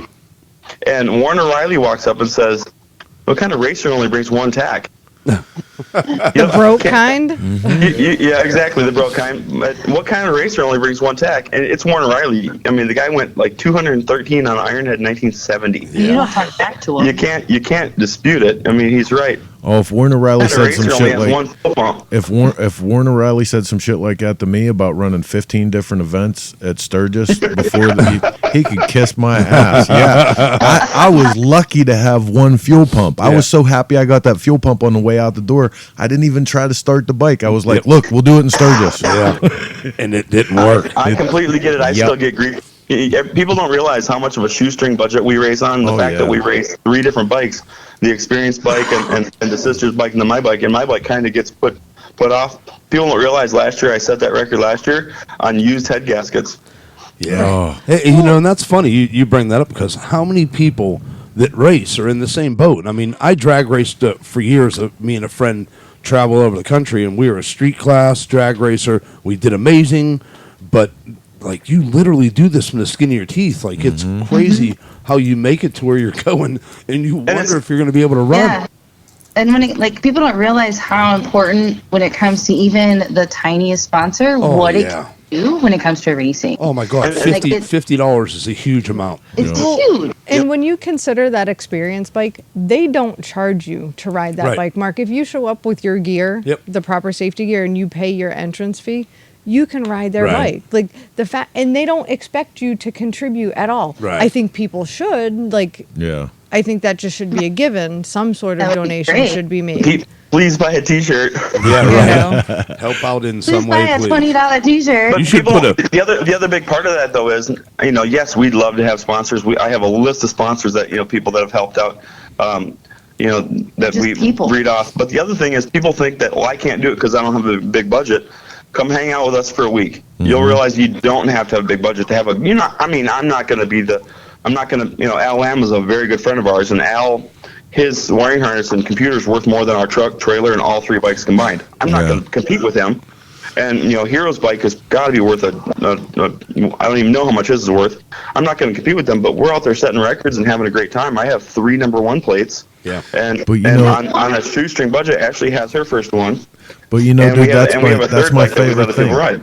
That's my favorite thing is like, there sits Al Lamb with Big Red and the giant Honda trailer and some of these other guys with these incredible programs, and then there's a guy that pulls up with a single motorcycle trailer. Oh yeah. And he's in the same place doing the same things with And nobody cares. Nobody cares. Right. Nobody judges. Everybody helps. We drag race for so many years and would show up, and we sort of had the same thing. Like, the top fuel guys would be there and this and that. And one of the cool things is we held the number 1 plate for 7 years, and we never ran it. We ran a B357 plate and would pull in and would watch as soon as they'd see the crappy pickup truck and the dirt bike trailer with the drag bike on it, you'd see people loading their bike back in their trailer because they knew they weren't beating us.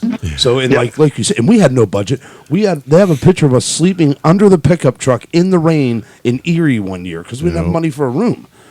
So yeah, those budgets don't mean anything for what you do out there. So yeah, you keep that up because you guys holding plates. That's awesome.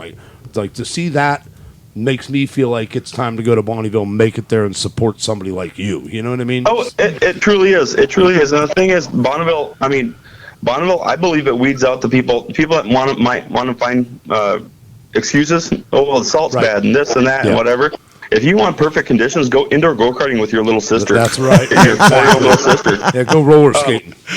But if you come up to Bonneville and people talk about girls versus guys and everything else, the salt doesn't know if you're a girl or a guy. No.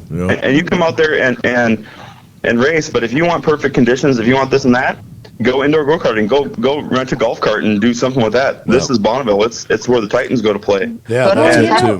That's what separates the men from the boys. And that's why Mickey Thompson said it is the end-all be-all. It is the pinnacle of racing because it's tough. Well, like just this week, for example, like everybody saw Speed Week and the big ruts and all the water and all of this and that. And yeah, it was difficult for them. Like, good gracious. But when it came to our week, yeah, it was a little soft here and there, but everybody knows that Bonneville can change in one day. Oh, yeah. Absolutely. And within a couple days, this was so much harder. Yeah, it had some spots, but our track crew that worked their tails off to get us the best track we could were amazing. They got it nice and flat. They told us kind of where the bumps were, if there were any. They were wonderful. And guess what? Look how many records and everything were still set on non-perfect conditions. There's the cool side of the Bonneville and like to see the high, like what you're saying, the highs of the ride and all the way down to, to have been there through the Jesse situation, and all of that. Like you said, there's no discrimination. That salt, you're going out there, you're taking a chance, no matter if you're running a 50 cc, right? No matter what you're riding, just a little bike up to a jet car, like it's an unforgiving situation.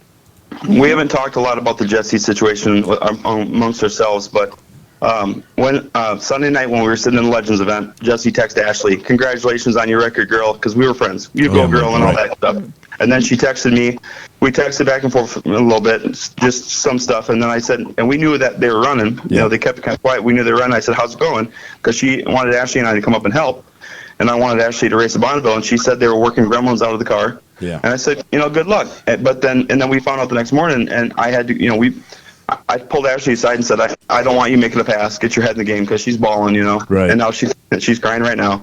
But it took me a little bit because you have to get your head in the game. Yeah. And I made a pass down, and Scooter Grubb, I'm sitting there.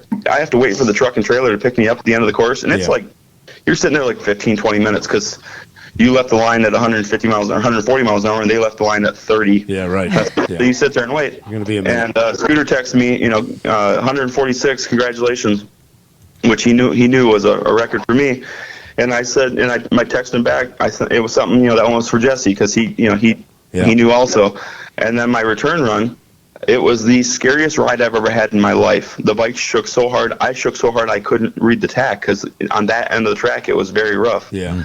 And there was that little, do I pull off? Do I pull out? Because am I going to put this thing down at 145 miles an hour? Yeah. And, but I didn't. And what would, and I have to look back at all the different, the true racers. I mean, Micah McCloskey he would have kicked my butt if I would have pulled off. Right. But Micah was there. Micah was good friends with Burt Monroe. Micah knew Raleigh Free. Micah knew all those guys, and he was there in our pits helping out. And you know what?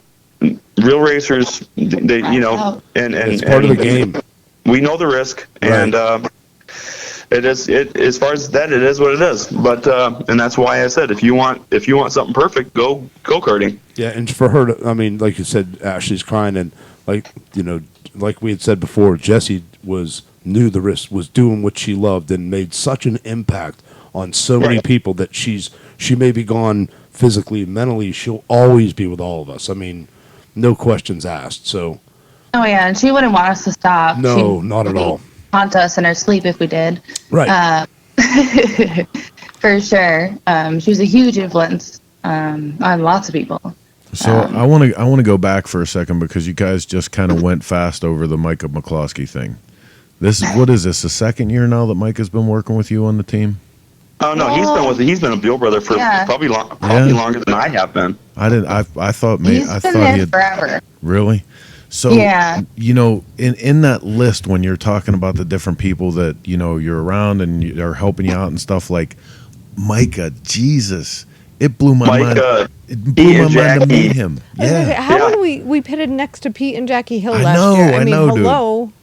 Yeah, well, they pit in our pit because let's be honest, it's 87. So I'm like, Pete, you're not setting up easy upper. You're not bringing that stuff. We have a spare. We'll set it up for you. And he's like, man, I'm so thankful for you. And I'm like, I get to pit with Pete and Jackie Hill. He didn't race this year because he blew his shoulder out a little bit, and at his age, that's a huge deal. So he didn't ride at all, which is weird that he didn't ride his bike from East Coast to. My shoulder hurts, and it's a big deal to me. Imagine it happening at his age, Yeah, so we had Pete and Jackie Hill in the pit.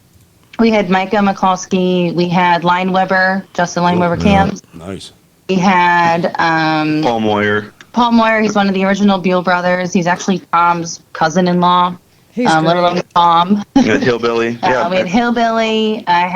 We had such a great crew this year, let alone all the sponsors that got us there. So. And that's the other thing that I want to point out, right? Take a second, I guess, but Bonneville, some people do it just themselves. I mean, we all know Brew's out there, and the guy's he didn't come this year, but in the past, that guy is a machine. He can do anything on a motorcycle. Yeah, right. And I can do most things decent. I don't think I'm good at anything, but I can do most things decent. But David Ray is the guy that came out with us this year. He's been helping with the bikes for a couple years now. He came out and he fit in perfect, and the kid's phenomenal. And then Scott Schroeder, who rode the experience bike with Chris last year, not at the same time, they wouldn't fit on it. Well, that'd be photo op right there. He came out this year and he basically ramrodded that whole outfit, that whole thing all week long. Because man, that's a for me to try to get it through tech over and over and get these guys online, and he just stepped in and did it. Yeah. And so Bonneville, but it's the family, the Pete and Jackie to walk over and ask Jackie, I'm running 104 octane. And I'm running out 104. My only options are 100 or 110. What should I do? And you're asking one of the top people in the world that knows about fuel. Yeah. What to do? I mean, my goodness, are we fortunate bunch of nobodies? That was my biggest takeaway last year, was the sense of camaraderie and family that I left with. And I'm not a racer, but just being there and being able to witness that shared throughout the entire pit and throughout the staff and all of the volunteers, that was what my experience was, and just that's one of the biggest reasons I can't wait to go back. Right, it's definitely a team effort. We've got some supporters. Lane Splitters Garage is a small shop in Phoenix that, hey, what can I do to help? And doesn't really even care if he gets anything at all out of it. That's pretty impressive. This year, Roadhouse, which is Hideaway and Roadhouse in Cave Creek, that's we live in a small town outside of Phoenix, and that's the place you go if you're going to get a burger or anything. And they stepped up and said, we'd like to help out with the Fritz Cott Award. And my goodness, that's a big deal. And then everybody knows Line Weber's. Now I want a burger. Yep. Yeah. They're the best. Come on out. And then my small town of Menominee, Wisconsin, I think there's one bike shop there, Pistol Pete's Custom Cycles, and he makes some fast bikes, big turbo and stuff and everything. And he wanted to come out and ride the experience bike and then couldn't last minute because he had some stuff at the shop happen. But he said, what can I do to help out? I mean, that's impressive. Yeah. And then you've got big companies like Kibblewhite. My goodness, that's the greatest thing ever. Kibblewhite stepped aboard with the sister's bike this year. As most I blew it up badly last year. She blew it up bad last year, so it needed a whole lot of Kibblewhite love. And, Worldwide Bearing, Dave from Worldwide Bearing, Center Bearings, and they're not cheap, but they're the best. And so just a ton of, Bill Well has been with us for a couple of years, and Andrew's Cams gave her a set of push rods for $50, adjustables for $50. That's awesome. That's nice, awesome. and that's what we're saying. It's a collaboration of of all these people coming together to help out and to be able to take you on the advantage end of it, to be able to go there and run and carry on this tradition is pretty awesome. So yeah, oh, go ahead, Heather. No, go ahead. I was gonna say, it's not only just the sponsors, but it's also the other racers out there. I got an amazing award this year. I got the Shimoto Award that goes to the female rider of the year. Right. At Bonneville. But at the same time, if it wasn't for not just the females on the salt, but like the guys and just helping each other out, there wouldn't be the racers we have and the help that we have. That's it. Because I can go up to any racer and be like, hey, how did my tuck look? I can't see myself. Right on. So because we had so many issues and we couldn't make it to Bonneville this year, Drew and Ashley have very kindly offered to write the Bonneville story and provide some pictures with us. That's going to be coming up in a future issue. Hopefully, I think you guys have like another month to get that to me. But they're going to be bringing It'll tales. take that long. Yeah, they're going to be bringing some tales for the salt to us in our December issue. So be sure to check that out. If you guys love racing and you want to support Buell Brothers and Buell Sisters, Yes. because like I Buy said, a shirt, they send don't a charge donation. to ride that experience bike. Any little bit helps. A fuel card, a T-shirt purchase, anything. I've been just told by a help them lot of out. racers that it would easily be worth $600 to ride it. Oh, And yeah. Absolutely. My point is to get young people involved. And when I say young people, 25 to 30 years old, the next generation of racers, they don't have $600 laying around to see if they like something.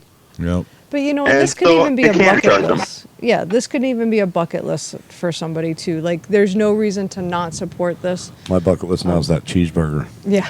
So stay tuned. Where can people follow you guys? To find out We're what's Buell going Brothers on. Racing on Instagram, Buell Brothers on Facebook, and it's funny because some people think that we're some like with Cyclosaurus. Can I call and get the subscription department? It's Heather. Yeah. And people think about us. Once you get to know us, I mean, if you're in Cave Creek and need a place to stay for the night, just call because we got a guest room. It's just her and I and a couple of our buddies helping out. Right. And if people want to buy a T-shirt, do you have a website or just DM you on one of the? Yeah, just DM us. Easiest way. Right on. Working on a website. It's coming. Very For the cool. last 3 years, we've been working on a website. Thank you so Well, much. yeah, guys. listen, not just thank you, but we want to congratulate you too, man, because that's big work. And I know that you had your work cut out for you from the beginning because the conditions were really rough. We were getting steady reports all the way from like through Speed Week with Tyler, piling up the lowbrow effort. And, it's hard to go out there in the not great conditions and make stuff happen. You really got to I work was through getting that. almost hourly updates from my friends that were out there. Yeah. And and I thought, well, you know what? This is what sets us apart from everybody else. We're going to go out there and see what we can do. I thought, you know what? Ashley's record is down there. Even if she gets it by a mile an hour, she gets a record. Right. She didn't get it by I think 10 or 11 miles an hour, but I'll tell you what. And then the last day we were out there, and I'm bald, so I get a rain gauge on the top of my head, and it started sprinkling, and I was still battling back and forth with Kyoki, and I'm like, oh no, this is going to go down, isn't it? Where he's going to get it, and it's going to start raining. So keep the bikes on the trailer. Let's do it. So. Well, congratulations. Yes, you sir. apparently did it. So, Thanks for taking some time with us tonight, guys, and we'll look forward to your report real soon, and hopefully to see you in Bonneville next year. Real quick, I want to thank three more people. A company called No Laws Motorcycles stepped in the last minute and helped us out. Twin Power has been real good. And I know they advertised to you guys. They've been real good to us this year. And then Sean De La Cruz did Ashley's heads for her this year and he would refuse payment. And that was big for us. So we appreciate those people. Right on. Right on. Yes, sir. We thank you, too, for supporting the racers because if anybody's been to Bonneville or if you don't know, this is a little tiny island that goes on in the middle of nowhere. There are no bleacher seats. There are no big news cameras. Like, it's just people. for the love of doing it. So, We actually had phone signal this year, which was a bonus. If you don't have it, you don't have it unless somebody else has got it, and that's one of the reasons teams borrow things because, you know what? We all know how tough it is. I mean, there was a guy came in the pits of this year. Do you have a coil? I just happen to have a spare coil. One guy said, "Do you have a?" He needed cylinder studs. I have some used cylinder studs. Here you go. Because if not, he's screwed. Oh, that's racing. That camaraderie is racing. But did you have a Sportster fuel pump? I had a fuel pump. I bought a spare because of your crap. I bought a spare for the experience bike. All right, man. Well, listen, we're going to cut you guys loose. We're coming to the end of the show. I want to thank you again for coming on, and we'll catch up again real soon. Thank you. Thank you guys for the support. All right, guys. So, real quick before we go too far, One of my favorite things about last year was getting to meet Scooter Grubb, and he's on tonight. Oh, right and on. he, thanked us for supporting land speed racing, and we have to. Like, I think now that I've been there and Chris has, made that one pass, it's going to be a continuous thing for us. Well, and it was because of people like 7 Scooter. or 8 years that I went before I actually got to Right. go and make a pass. So yeah, it's been a there's- long time. There's a history there prior to the pass Yeah. that makes Bonneville. Oh, yeah. And as I said with me racing before, that's like the ultimate run. And now that I'm older, I have vision problems. The ride is something I'll probably never be able to do, but that's not. It's the Could you be a energy. monkey? So I am a monkey. It's the energy that you get when you She get means there. a sidecar You know what I mean? monkey. I meant a sidecar monkey. I am a monkey. Hey man, I'll put a sidecar on War Pony. That'd be awesome. Oh, that's scary. Will you let me drive you 150 miles an hour on a bike? I'm not even going to answer that on air. I can't answer that on air. Oh my god. But he did say you and somebody else on a motorcycle and Ramrod all in the same sentence. So I'm a little bit lost right now. So I'm a little confused. On that note, I Okay. think, We have one more guest to get to before the show wraps up. Oh. But real quick, I want to go through the last couple pieces of news because we never leave news on the table. The cross-country chase is getting ready to kick off here September 6th through the 15th. If you're familiar with the people who put on the motorcycle Cannonball, this is the same people, a little different twist. So the cross-country challenge for riders with motorcycles were manufactured between 1930 and 1948. The chase will be a test of endurance, speed, navigation, and knowledge. Really cool thing. They're setting up a 250 to 350 miles per day deal over an 8-day period. There's a cash prize, best 2-lane roads in the country. Which if you've never ridden a 1929 motorcycle, that's a lot of miles. Yeah. Yeah, buddy. so, and we have Missy that's going to be on that, and she's going to be giving us regular updates throughout the race days, and hopefully bringing us some interviews with the racers And we're all gonna that good stuff. gonna try to actually maybe next week while this is all going on, we'll actually be able to bring somebody in live and let you know what's going on. Jason with was the chase. watching earlier, but I'm sure he's very busy getting ready for it. But I'm going to try and arrange that for us. Last piece of news, and man, I couldn't wait to get to this tonight because Mark's here with us. Harley Davidson, this also in from the people at Rob Report, and boy, am I going to give you a piece of my mind. So Love let's start these with people. this. Harley Davidson, boosting its eco-conscious streak, unveils 3 new electric bicycle concepts. Now, there's enough to say about that, but let's start with the fact that The profiler. yeah. This is a little profiling right here, which totally gets under my skin. So Where did we find that part? first, I think it's right there. It's hard to imagine Peter Fonda and Dennis Hopper trading their custom Harley Davidsons and Easy Rider for electric bicycles. Indeed, for more than 100 years, the Milwaukee-based manufacturer has been synonymous with long-haired, wild-eyed, bandana-wearing expressions of bad boy cool and, of course, grunty two-wheelers. But the company is rolling onto greener pastures with a new line of e-bikes. What are you reading? That all I could hear is, "Hey, shut up." Oh, dude. Like, seriously, man? So, Rob Report, you're Yeah, number right one there, tonight. dude. On top of that fact, an electric bicycle. So what are you going to do? You're going to have your, and I'm going to be super nice here and not say fat kid. You're No, gonna go ahead, give say fat You're kid. going to give this electric bike to your fat kid to ride to the McDonald's Yeah. or to the video game Once store. you pry him away from Grand Yeah. Theft Auto for 10 minutes and, Yeah, and he has to take his ass for Twinkies and soda pop. Like, hopefully these go more to the people that ride them to work or will actually utilize this stuff. But directive number one, don't profile, don't class me, don't any Yeah. of that stuff because I have a motorcycle. Yeah, I have long-haired, wild-eyed I've had bandana. long hair since I was in 10th grade. Like, don't give me this. This that's is what you need to happens. be. This is what happens when the straights try to put labels Right. on us. Yeah, this is what happens when you're almost going to guess that some millennial wrote this and was trying to be as cool as he possibly could. First So? off, we had said here that to give Peter Fonda, like Chris said, when we were doing this. Peter Fonda, like It wouldn't be hard for me to imagine No. Peter Fonda trading his motorcycle in for a bicycle. I'll not tell at you all. that And- right and, now. And anyone who really knew that story will agree with me. right. It's like, dude, maybe get your facts straight before you write for a big name like the Rob Report. How about shut up? Here. So officially, from all of us here at Shop Talk, Rob Report. Yep. This bird's for you. Yep. Really, Heather? You let us hang on that one I don't because your ever mother's do- watching. I don't do that. Oh, excuse us. Excuse us, Prissy. All right. So that's. Hey, Excuse us. whatever. Let's bring this train into the station. We can't. We're We still have driving a one. train. We have a guest. We still have one more guest. Oh, God. So. Hey, you took a 3-minute nap earlier. You should be set up. So the next guest, we have pretty cool, exciting things going on here. There's a great big event coming up that's going to be shot for a major motion picture. Oh boy, about motorcycle lifestyle stuff. do my hair Anybody do it. who watched the show from last year knows that we brought Charlie Brecht on to talk about his movie from last year. They're filming again for a new movie called The Rough Boys. The Rough Boys. I just wanted to see if you were still there.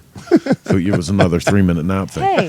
But the end of September, they're actually going to be filming in Alabama a giant race scene for the movie during a race, and we're asking everybody to gather it around. They need a crowd. They need a crazy crowd, all the spectators and everything around the cool. motorcycle race. So we're going to bring Charlie on, and he's going to give you all the information about where you have to be and when. Let's go to the phones.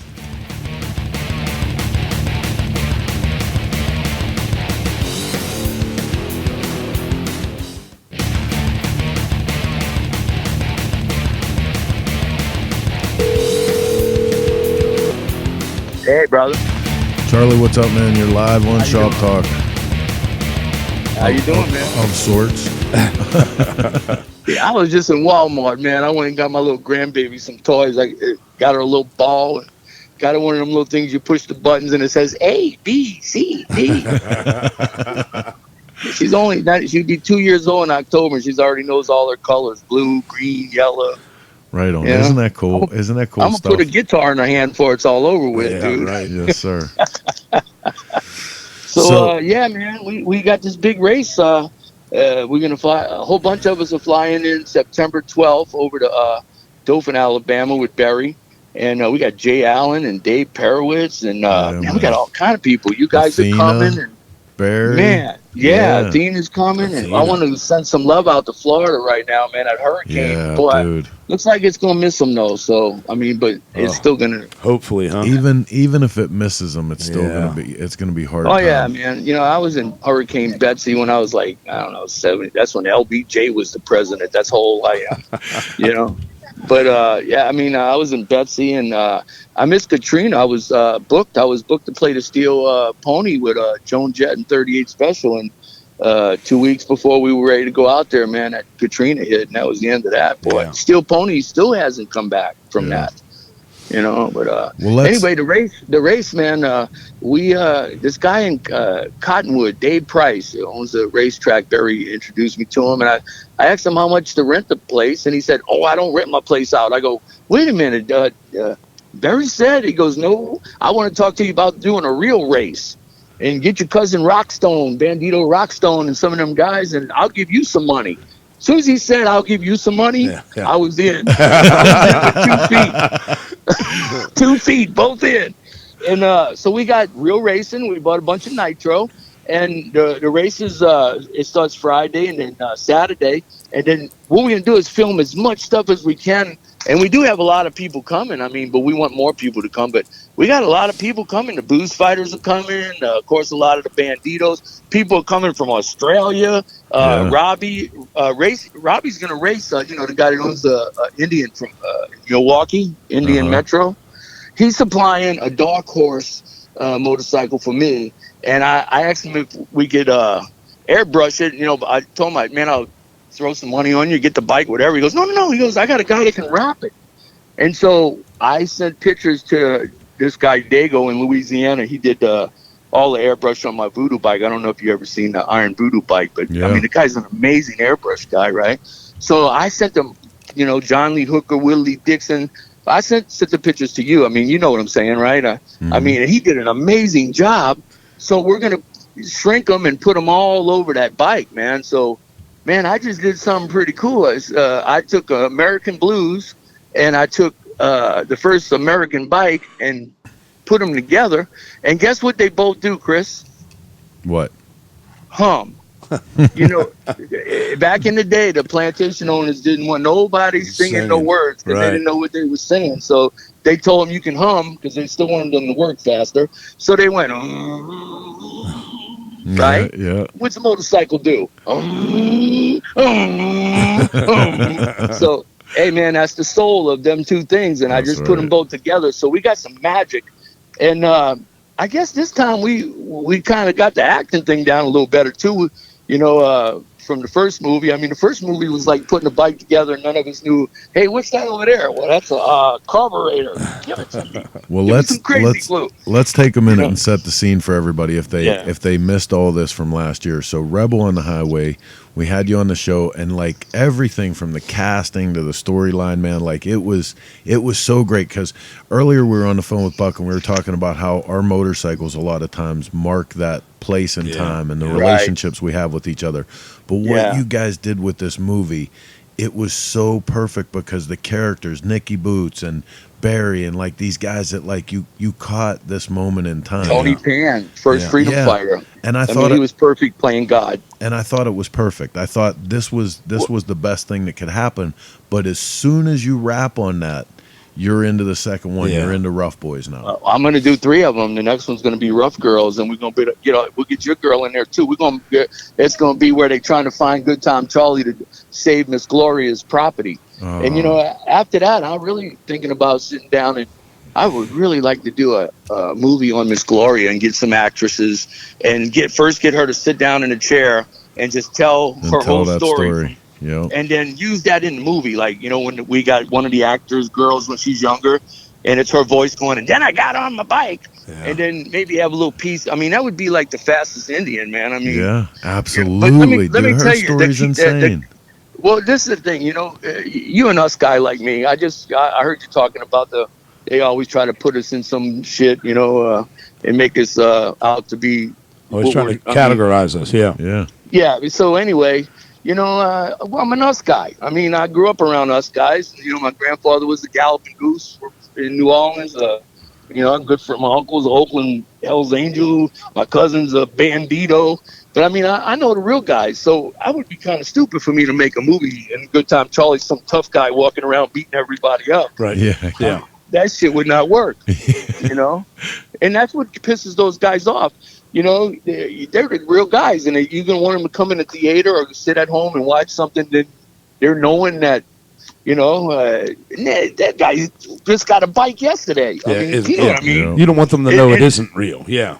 Right. So I went with Good Time Charlie, lost his soul, and I'm trying to get it back. And you know, John Shope blows up his shop. He's trying to, and it worked. The chemistry worked. And look, man, I learned from, when my brother, you know, he won all that money and have been, I mean, since 92, we've been doing crazy shit together, touring with B.B. King, Greg Alm, all the cool shit. And I've been blessed. And so when I went up to him and told him I had this idea for a movie, he said, well, show me the script. And I said, what's in my head? And normally a person with money would say, okay, well, when you get a script, come see me. But my brother knows that I can write a song in 1 minute. I mean, I'm a storytelling some bitch. So when I said it was in my head, he said, let's roll. Right. And so it was, man. And we filmed it not in sequel. You know, we were in New York at Bobby Seeger's. We went. You were there when we went over there. Yeah. And you know, we went to Texas and we went to Louisiana. And the director was going crazy. She was going, well, how does this fit there? I go, don't worry about it. It'll all fit at the end. It'll fit. And then of course, I went and got Dave Nichols, and I said, hey, I think we better write a script because I think we need one of those. Yeah. But I actually checked out Easy Rider, the movie, and I've seen it a million times, but I counted the scenes. Okay, I sat down with a little paper and pencil, and so from here when he gets the cocaine, that's a scene. Boom. Okay, from here to and then they did the riding scene, right? So they had 32 scenes, right? So I'm thinking to myself, because I ain't never did a movie, well, I'll just do 32 scenes, and I'll have it about the right. So I wound up doing 36 scenes, and when I sat down with the editor, he goes, so what are we cutting out? I go, well, I'm hoping nothing. He goes, well, the movie's 3 hours long. So that, You're cutting something out.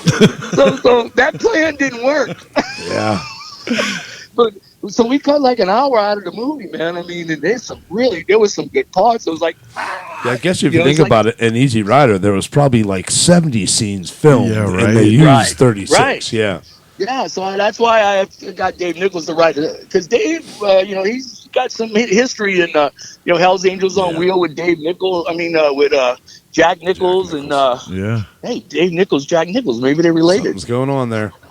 Yeah, but anyway, you know what I'm saying? The thing, it worked, the first movie, and I think that opened the door, because a lot of people were going, "Oh, here's Charlie with a crazy idea Yeah, again." right. Yeah, right, Charlie. But Woody, look, Woody, I got to give it up for Woody. Okay, I go over to Woody and go, "Hey, you want to be in my movie?" And in 2 seconds, he goes, "Yeah, I'm in."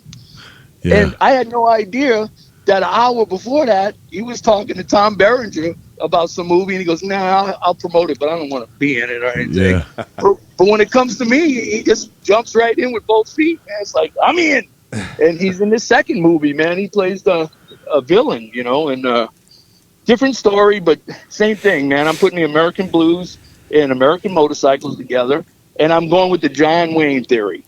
I just picked the right people for the parts. Yeah. And like you're playing yourself. You're bringing your band. You're going to be on the race thing, and we're going to come over to you and give you some lines to say. And I mean, you're playing yourself. So I mean, how the hell are you going to mess that up? Well, listen. Hell, that could be very Have you easily met done. Chris? Yeah. Hold on. No, and I'm telling you, everybody. And look, Dave Peretz is the perfect ticket guy. I'm sorry, you can't get in here unless you pay for it, with that accent. And Rogue's the radio announcer. Oh my God, that's At the awesome. racetrack. You having Rogue as the radio That was announcer is as good fantastic. as like people from Pittsburgh. Our announcer for the Steelers games all the time Yeah. used to be Myron Cope. And anyone that heard, he was a grizzlied old, terrible voice, Yeah. and but it was like pure gold listening to him announce football. Well, dude, I got this scene. I popped it in my head. I got a booze fighter. He was in the first movie, and he's cool as hell. They call him Padre. I mean, with a name like that, he's a good. Everybody loves the guy. So anyway, he's gonna be sitting in the stands, and he's gonna be stinking drunk, right? And these other guys are sitting next to him, and they're going, "What is that guy saying? I can't understand anything he's saying." And the booze fighter is going to go, "I understand every word of what he's saying." And so I think it's going to be pretty funny, So, but we got a full-blooded Cherokee Indian, and he's coming, and we got this scene with Bina where we drink the yak juice, and we're all jacked up at the campfire. So we got some pretty cool scenes. Dave Nichols is pretty smart cookie. Oh, he is. He tells a good story. And see, that's the thing, man. Like, I get it. I understand why your first movie was 3 hours long. Right. You've been trying to tell a whole story in under 3 minutes for your whole life in song. Yes. So You now, too, brother. Look, man. right? Rogue, let's go back to Rogue. Yeah. Rogue pulled me by the ear at the Buffalo Chip way back with ZZ Top or somewhere. And I got bumped off the ZZ Top show because ZZ Top, they could just bump you, right? Yeah. Show business. And so I was pissed, and Rogue went and yelled at Woody, and and I didn't want to tell Rogue, "Hey, I still want to play here." I just let it alone, right? Yeah. And anyway, Rogue come over to me and goes, "I don't know about this music shit, but all your other stuff with the radio and all, you need to get hooked up with Chris and you guys." And I go, "Man, I got my own thing over here." He goes, No, I don't care about all that shit. You guys. He knew way back then that it was going to lead to what's going on right now. Rogue's a smart cookie too. He is, man. Yeah, and you know what? I don't know about you, but Rogue introduced me to everybody I know. Yeah. He introduced me to Tony, Rockstone, Barry. I mean, a lot of people that I know is because of Rogue. Yeah, Rogue's a good guy. One of my favorites to run into. One of the things about him too was like, a lot of us have been sharing stories about John Parham of JP Cycles, and John was a lot like the same thing you get from Rogue. Rogue would always seem to have this uncanny knack that when you needed a word of encouragement, he would give it to you. Yep. When you needed your ass kicked, he would give it to Right. you. When you needed an example, good or bad, he made sure he gave And it that's to what you. makes Rogue so real. Oh, Because yeah. when Dude, he's Rogue's 80, not 80 afraid to years tell you old, what you're he's doing still wrong. riding a motorcycle, and he probably still punch you out. Yeah, dude, he passed me up on the way home from Sturgis, and I was in a Yeah. truck and trailer, and I was kicking at about 85, and he blew Yeah. past me and got his hand up the wave to let him know, or let me know he was going by. So He's inspiring, man. Yes, He's he is. Look, man, I love him. That's why I put him in the first movie. I put him in the second movie. I wrote a song about him. He does Yep. the Rogue dance to it. You know, I mean, yeah, he's somebody the you always epitome of know. our culture. He's somebody you always know you're going to get the truth from, and that's what I like about Rogue. He's Yeah. not going to beat around the bush. Yeah, He's buddy. going to let you know if you're right or wrong, and he's going to do it in a manner like he means it when you're done. And you Look, consider. this is the thing. We all got the essence of Rogue, one way or another, and we all idolize the guy because he is an us guy. Yeah, he was an us guy when we was in our pin Exactly. diaper Before it thing, was us. You know, so this is the thing, man. Let me tell you, things are changing. You know, your magazine's the one and only and the best magazine. I mean, you still that proved it. Okay, all the other ones, you know, by the riverside, and the new guys that are doing. I don't know. Can I talk frankly or what? Or can I? Well, I mean, anyway, the new guys on the, the other magazine. Yeah. I met them, and I wasn't impressed. And I don't care about no blue jeans. All I know is I care about our culture. Okay, Right. I've been doing this, and you've been doing this, Chris, a long time, and me and you still can't fill up a teacup, much less a wheelbarrow. Okay, and we finally at this point where all the stars lined it up, all the technology, all the stuff, and me and you are sitting in the captain chairs. So let's take this motherfucker over. Yeah, right. And let's start doing some stuff, And like I say, little short stories, documentaries, everything. Let's soak it all up, put it in a big old gumbo pot, and let everybody see it. Well, this race thing sounds pretty awesome. That's all I have to say. Dude, I'm telling you, it's a real race. And then on the Sunday, what we're going to do is we're going to film the crowd and we're going to stack the people that are in the thing. And then Sunday, we're going to do all the cameo appearances and the voice, the acting stuff and make it all look like it's all at the race on Saturday. And, yeah, man, I'm telling you, I learned a lot of stuff on, I mean, you could take 30 people and make it look like a big old Roman war scene, man. Yeah, I mean, right. Because, you hold your two hands up, make an L, and you hold one this way and the other way and make a box, and that's the screen. Right. So you look in that, and then you go, okay, this is my scene right here, so I got to just fill this up. And, I mean, I've seen movies now where I see one of the Army guys, and he was one of the guys that died 2 scenes ago, right, and they got him in a different soldier uniform now. Yeah. I mean, Hollywood, I mean, there's some stuff you can learn from them. I mean, I don't want to be Hollywood, but, I mean, there's some tricks, and Dave knows them, man. Dave did one with Charlie Musselwhite where he's on this old porch in Alabama where the movie starts out, and we made him a ghost. And the way they did it, he just played against the wall, and then they took him away from the wall, and then they put him back at the wall, and that makes him a ghost. Yeah. And I'm thinking we had to do all this shit and pay $300 to get a special effects dude. Yeah. When I seen that, I went, Dave, okay, that's it. Let's do that one again. Right on, Make me man. a ghost now, Dave. But, hey, so look, we got 2 houses we rented. Oh, before I go, I got to give love to the women behind all of this. Your wife, my wife, okay? I mean, I don't know how to spell and all that. I mean, my wife, if it wasn't for her, I don't know, man. I mean, she's the one that takes care of all the bookings, all the stuff, all the paperwork, and gives me advice when we're rolling down the road, Keeps you awake. all of it, man. Marsh got Hey, one of man. them too. Well, It takes teams of people Hey, to do look, this man, stuff. when I got in that high-speed car chase when I was with Greg Allman, and I went away for a little bit and I got out, I was seriously thinking about not playing no more. I didn't even have a guitar. And I didn't even, my girl, she didn't even know I was a musician. When I met her, I was doing the motorcycle and hanging out with some crazy people, and I just got out. And, and one day I put a cassette in, and she goes, "Is that you?" And I go, "Yeah, it's the band I had when I used to play with Greg. I had my own motorcycle music." She goes, "What's motorcycle music?" I go, "It's stuff I write about." And she goes, "Well, who's on this album?" I go, "Well, Ainsley Dunbar was on drums, and the original bass player for the Doobie Brothers, David. So she goes, "You were playing with all those guys?" I go, "Yeah, I just was lucky, I guess." Yeah. So she got on the thing, man. I didn't even know what an email was or a website back then. I mean, that's when that shit first started kicking off, right? And she made a website and a thing, and next thing you know, I had a band and I Brought was you back. opening up for the Doobie Hey, Brothers at the Redwood Run. yeah, like you said, when you got out, you didn't know if you wanted to get back into music, but that's the No. things in your history that makes your music even better in Oh, all yeah. reality. Dude, You know what I mean? I'm Those telling you, stories, you know?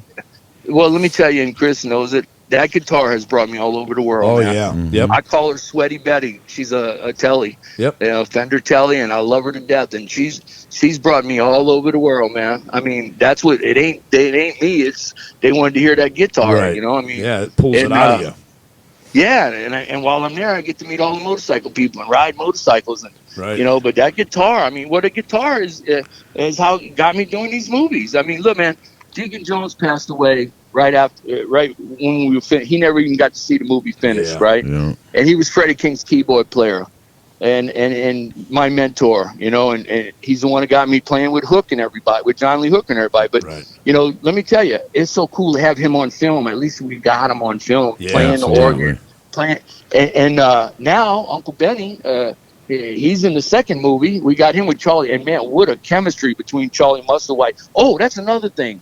Man, definitely bring your bass, because I guess Barry might even have Dickie Betts coming or some shit. No Well, I guess shit. we're all gonna do a jam and eat crawfish and all on our a night off and all that shit. Right on. Well, it So, sounds yeah, like, man, sounds but like it's you'll going to get be a meet filming Benny, party.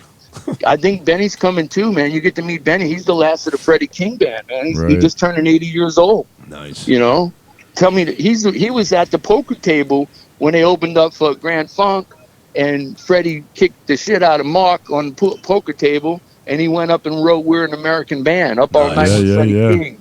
Let me tell you, poker's this. I know that whole story, note for note. Right. You know, but dude, I tell you, my wife even said it. All this time you guys have been hitting the pavement and doing all it, the stars are lined up now. Everything is in the right spots. Hell, man, you know, these app things, and now we can put them on I mean, we got an opening right now to where if we was the football team, we would call it draw play right about now. Yeah, right. But you know what the funny thing is, man, and you and I both come from this same place. Like, you know, a lot of people have been saying that since some of the other magazines have gone away and stuff. They're like, wow, you know, this is really your time.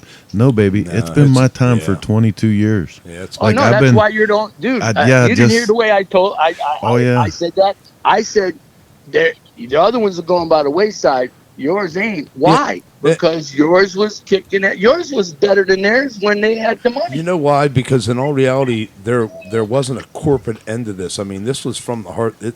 He lived it in all reality. And We Charlie all lived too. it every day. You know what I mean? Charlie too. Charlie's man, out there living it, doing Yep. that radio if me and show. you, if it was Hell about yeah. the money between me and you, we'd already have money. We're not Exactly. stupid people, Chris. Chris, we're both intelligent people, man.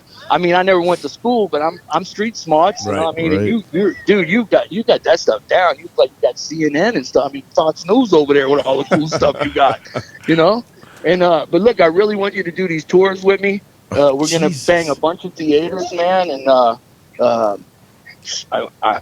want to go see the United States. I want, where everybody out there. I mean, it ain't nothing to do with motorcycle rallies. I'm just gonna go pick, and I'm sure we can do 2 or 3 theaters, like you said over there. We can rent a blow up thing or whatever. Yep. And well, that's, and we didn't get to that part, but when this movie comes out, Charlie's putting the idea together of this tour that's like a rolling 600 events. seaters. Yeah, 600 seater movie theaters, and goes with a whole events where you get to meet cast of the movie and in the lobby we're going to have the gallery with all of Ricky Ritter's artwork and Dago's artwork that was in the first movie and all the stuff they did in the second movie, right? Yeah. And we're going to have the golden bike. By the way, we didn't talk about that. We got a golden bike that Paco and S&S and Mondo and them put together. And each scene in the movie has a clue, and the soundtrack has a couple of clues. Now check this and out. You'll be able to go on the website. It's going to be roughboysmovie.com. I'm pretty sure we almost got it done. But you'll be able to go in there, and all the cast will be on there where you can email them, because some of them have a clue too. Okay? And so you go through this whole thing. You figure out all the clues. We got this lead. It's painted in gold. This lead golden bike with a it's the man in the bike. It's just an old looking, with the goggles on and everything, right? Yeah. We're gonna hide that thing, and if you figure out where that is, you win $10,000 cash and the motorcycle and the bike. Yeah, that's cool. And right no there. one's never done that, dude. I Yep. checked everywhere. No one has ever made a movie with a treasure hunt in it where Right. you went. Never happened. Yeah, Okay, interactive. so that's gonna get the millennial kids into our, without the electric little bikes and all that stuff. Everybody gonna want to play the game. But again, like you said, nobody's ever like the real from inside, from the inside end of this has done what you're doing right now. Yeah. So Nobody, man. you're pulling people And- in instead of them being Dude, stars. You're even pulling the people that have theaters. lived this. Name that. Dude, we're doing like the circus. Yep. We're gonna go and pick theaters that we know has a great biker community. Yep. It goes on PayPal, so the ticket sales come first. We're gonna get a couple of sponsors, and we're gonna get in the motorhome, take the trailer with the golden bike and a couple of the other bikes, and bring the band. Yep. And Chris, I want you to play in the band and showcase all your stuff, Cycle Source. You're man. doing like a Rocky Horror Picture Show version Right, of motorcycle baby, right. life. Well, I mean, and that's then look, awesome. once we got the tours mapped, we own them. Right. Yep. So that means anytime we want to promote somebody or do something, we can go out and do.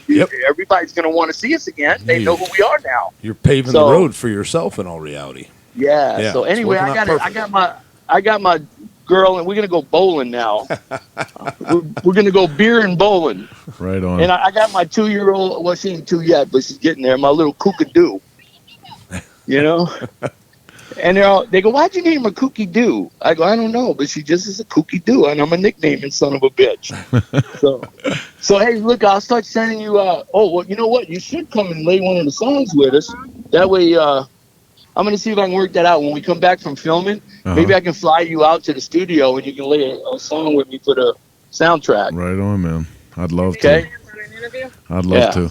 Listen, man, thank you for coming on tonight. We're gonna be doing a ton of stuff with you. We'll definitely be doing live from the races. Well, I'm so gonna see you guys for the Street Vibrations, right? You're gonna come over to and meet everybody. Absolutely. Hey, I love you guys and thank you for the publicity and everything. I really appreciate everything you do, brother. Love you too, Charlie. You take it easy, man. All right. All right. Bye-bye. Long show tonight, man, but really good one. I'm super stoked that we got so many people and actually got through all of it and through all the news. Thank you guys for being patient with us while we got this worked out. I think that's about it. It has to be. I have to pee. I know I have to pee too. A lot of wine going all on that right now. rated. Yeah, man. Like I said, this is coming to you courtesy of the Russ Brown Motorcycle Attorney Studio. We want to thank them and all of the sponsors, everyone who carries the show. If you're watching while we're doing the show, there's logos going up in the corner. Every one of those people is responsible for carrying this feed. Hot Leathers, S&S, Motion Pro, the Buffalo Chip, just to name a few. Thank you guys so much. And if you guys can share it, that's what's yeah, going to keep everybody us going. share it. I'm hungry. Who's hungry? Carlos. Somebody he said just made steak. cheeseburger. Carlos, maybe a steak? Hey, it's now. going to be cold when I get there, Carlos. Right on, man. So listen, until next week, where we'll be coming to you live from the Cherokee Rally on the Blue Ridge Parkway. Where Possibly in the rain. Possibly in the rain, but live one way or another. Until next week, Same chopper time. same chopper channel. With another episode of Shop Talk. Be nice to each other. Go ride your motorcycle.